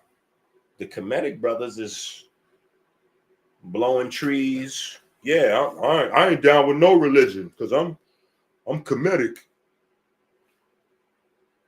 Well, how are you connecting with the Kemetic gods? Oh, ain't no such thing as Kemetic gods. The netters is forces. So I'm good on all that.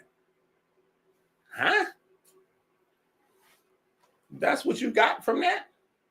So you just took the whole Kemetic spirituality system and used it as a weapon to attack other religions so that you could feel comfortable and justified in not having a spiritual life. Well, guess what? Let me give you a award. You're a Satanist. You're with Satan. You're an agent of chaos. Because there's no way possible that you could be studying Kemet in any kind of way, and that leads you to not have a relationship with God. Pick one. Atum, Shu, Canoe, this one, that one. Get going. They'll all lead you to the source. If you keep studying, you're going to get back to the source, which is the whole thing Akhenaten came in. Akhenaten is the real monotheist. He's the founder of that. It wasn't Moses, it was Akhenaten, the first one on record to say, it's not a whole bunch of gods. It's just one. It's not a whole bunch of gods. It's just one. All the rest, right? It has to come from a universal intelligence. So we're talking about energies and forces and periodic table or light, electric. We're talking about any of these things here. Powers that had to be an intelligent thing to set that into motion. So that is God. And then we got forces and divinities and all this and all that. But when we're praying, our praise should be directed there. We need to give thanks there. And what are we giving thanks for? Breath. We're giving thanks for breath. Through the breath, that breath allows us to do, allows us to say, allows us to be. So we start with that.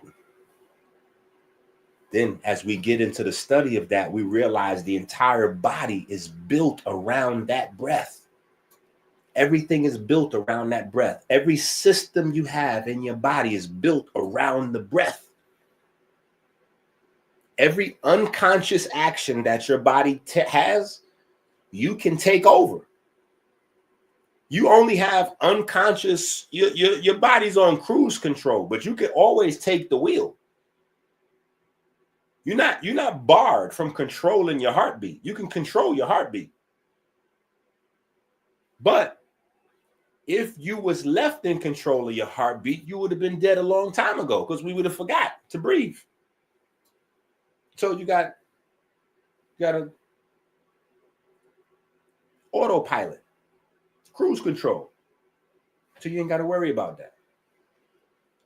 But if you need to, there's a mechanism to take over the heartbeat. That's your connection, the heart. That's your connection to your creator, your heart. How do you take over the heartbeat? Through your breath. I'm just saying. I'm just saying. Right? God bless everyone. That's a fact. Right? So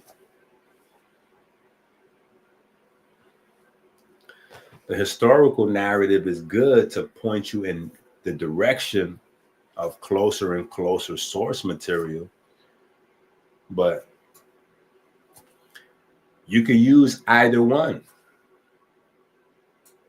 right? Especially if you know Ptah Hotep or Amenemope, or if you know certain source, or the Akhenaten, the prayer of Akhenaten that's the central, that's like the main prayer. Akhenaten's prayer. And then Akhenaten's prayer got remixed into other joints, but Akhenaten's prayer is the main prayer. So you could say that from Psalms, or you could say one of the broken down joints, the short joints, or you could say Akhenaten's original.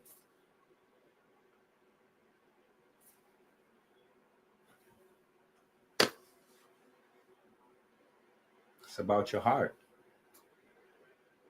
and your lifestyle, your holistic program.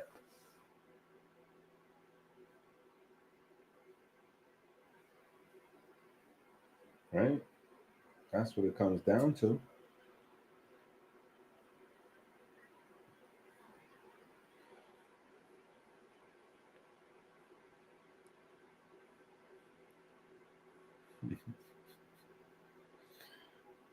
Just saying, man.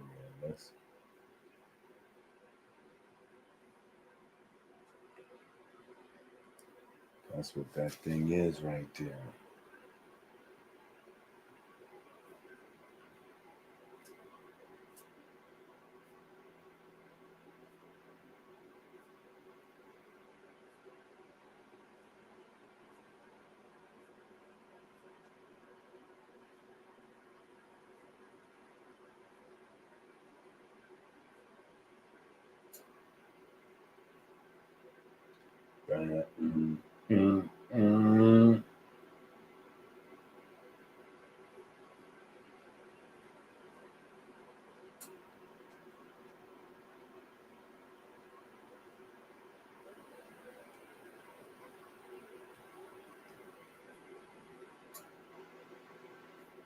Okay, let me see what this is.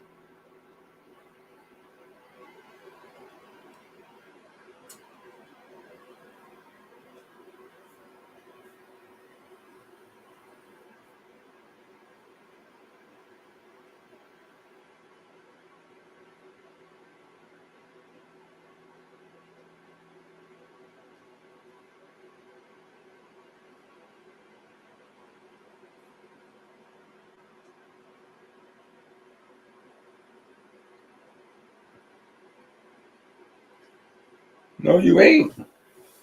Not if you got the books. It's in one of the books. It's either in the prayer manual or it's in the if it's not in the prayer manual, it might be in the book of Shu. Yeah, it's either in the prayer manual or in the book of Shu. Okay. That's my favorite prayer from the Bible. And I got it in there twice. I got Psalms. I think it's Psalms 104. Right? I got the Psalms, and then I got the Kemetic version. I got Psalms in there, and I got the Kemetic version in there. And then that's my favorite prayer from the Bible. Right? But then here, I have my favorite prayer from, well, I can't even say from Masonry because it's not from Masonry, but it's because of Masonry that I found it. If it wasn't for Masonry, I would have never found it.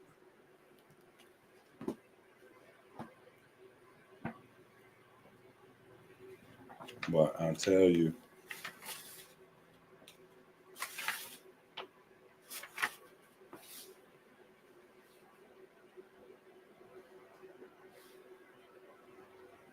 yeah. Page 305. You got this book. Page 305. Read this prayer to you. Or some of it. Because this is a long prayer. This is a long prayer. And there's two different versions, and I put the shorter version. I might put the long version in another book.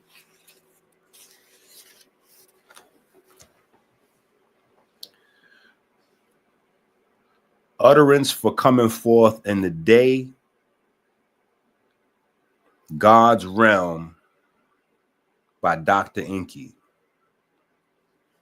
In the book, it has a blank, so you could say your name. You're supposed to read it in the first person, right? Utterance for coming forth in the day in God's Realm by Dr. EnQi. He says, I am yesterday, today, and tomorrow, stranger to his birth in time, another the secret Ba soul who made the gods and gives offerings for the Duat west of the sky. Steering oar of the east, Lord of two faces whose rays are now seen. Lord who unites people, coming forth at twilight, created forms of the house of mooring. Let me say this before I even continue. Any mistakes are minds, right? Any mistakes are minds in my amateur translation. Hail his two falcons, chiefs of their magistrates, court listeners of matters presented orally. You are the ones who lead the moored ones to their secret places. They draw Ra, following in the place over the shrine. Chief over heaven, above Lord of the shrine, standing as a rampart of the earth. Of it is, I it is, and vice versa. Behold, faience fashion of Ptah over his minerals. O Ra, laugh, your heart is sweet with your good truth and righteousness of this day. He enters into Kemenu and come forth from the east. Worship the elders of renown. Make sweet for me your ways. Make wide for me your roads. To ferry across the earth in the fashion of the sky above your sunlight upon me, O Ba soul of three. If you following along at home, I'm on page 306. Behold, I draw near to the God, speak into the ears in the duat. No wrongdoing of my mother against me. Rescue me, protect me. With his eyes shut in its evening and sees everything in the darkness. I am the great black body of water is my name, complete in its covering. Hail that elder without his island, invoke those who are among their reeds. At the hour of support of the arm of the God, say, come to the master of his overflow floodwaters. Behold, the foreleg is tied upon the neck. The hindquarters are over the head of the west. I have given what is in me, O great ones. In the place of what is in me, I weep. For what I have seen sail from the dammed embankments at Abydos. Move quickly the door bolts of the double doors. Their faces are downcast. Your arm is in your covering tent. Your face is as a hound. He breathes air at the shrine. My 2 feet convey me. Behold, having no limits. Friendly. Ta Jenin, it's double lion. I am heavenly. Oh, excuse me. Ta Jenin, it's double lion. I am healthy. I even go through a narrow opening of the door. Establish the light which his heart made. Behold, I know the watery depths and your name. I have made portions for the noble spirits. 4,600,000. It is 1,200 for things of his. Thereafter, there are things hidden at the hour of the day, of examining the shoulder of Orion, 1/12 as united, and giving 1 to 1 among them, 1/6. It is moreover preeminent in the hour of overthrowing the rebel, coming forth from therein, triumphant it is, who is in the opening of the duat. These it is as providing for Shu. I rise as the Lord of life, of beautiful truth of this day, of cold blood, fresh wounds, and united with the earth, I split open the two horns, and they are united against me. Secret forms do not repel me. Those upon their bellies of examining the shoulder of Orion, 1/12 as united. I have come by judgment of the Lord of Lords to inquire the conditions of Osiris. Do not allow the eye to swallow its tears. I am the disarrayed one of the house. Of those who are in the place of wealthy offerings, I have come from Letopolis to Heliopolis to make known the Benu bird concerning matters of the Duat. Hail the silent place of secrets with its companions, creating forms like Kepri.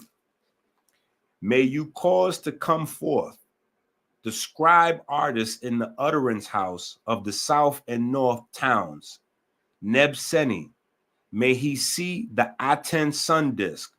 May he increase in the presence of the great God Shu. It is who is in eternity. I travel in peace. I tread upon the firmament. I make adoration of the fiery one as making bright my eye. I fly up that I may see the bright glorious ones in the presence of Ra. Ra who makes live all the common people. He hoists upon the tails of those who are in the land. Hail, war crier, repeat twice. Who thrust aside the shadows of the noble spirits from the earth.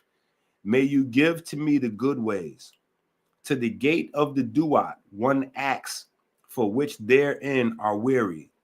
To pull together him which is pus-filled, of way pray licks.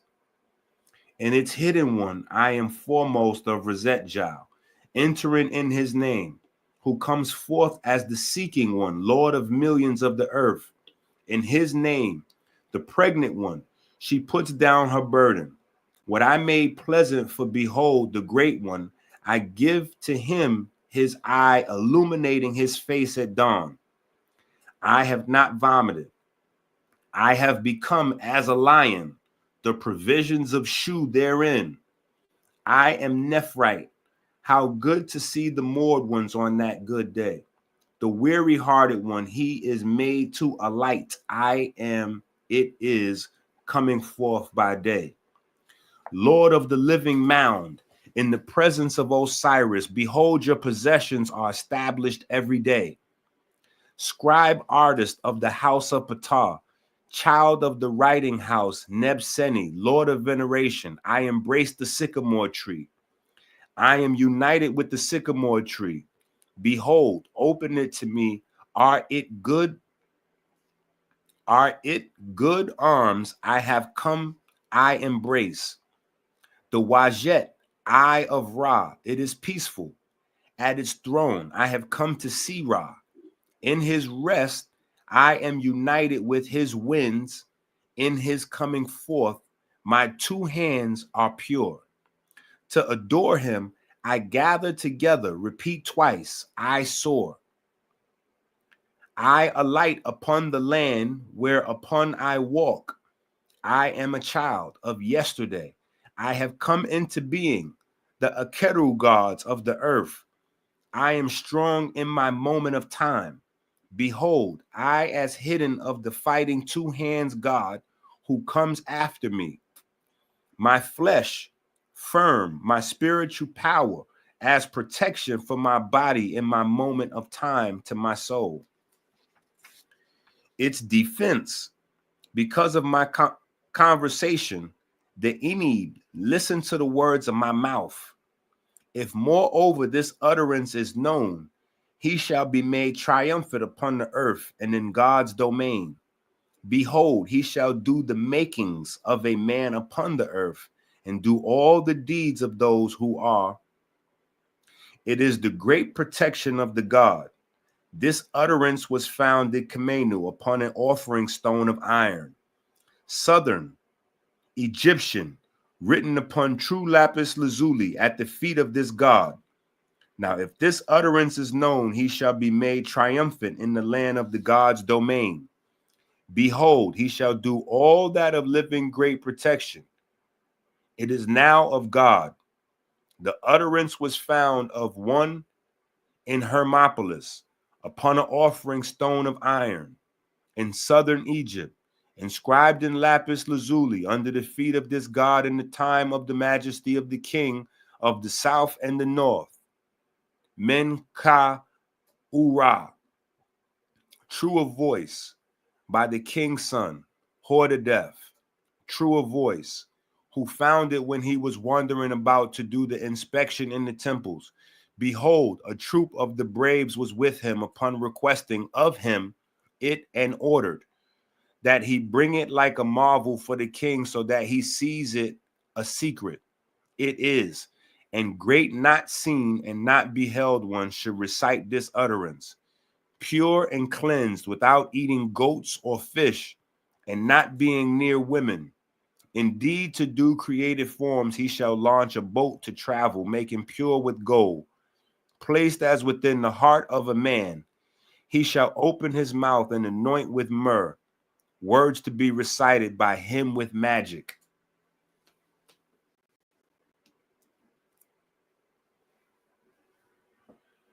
This is not the, that's not the what you call it prayer.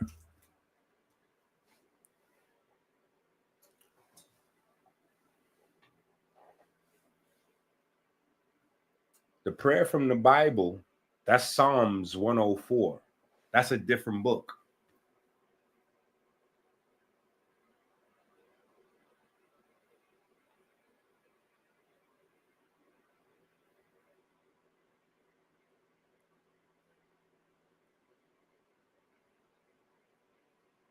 But what I'm saying is that's what we got to get to, right? We got to get to the prayers, and we got to get to the spirituality part. We got to make holistic health holistic again. Maybe I should title this video, Make Holistic Health Holistic Again.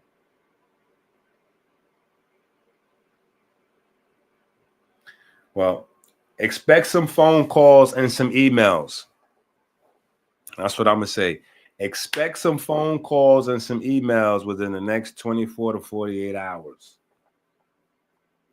I'm going to start calling people and emailing people and texting people. And some of them might be early in the morning.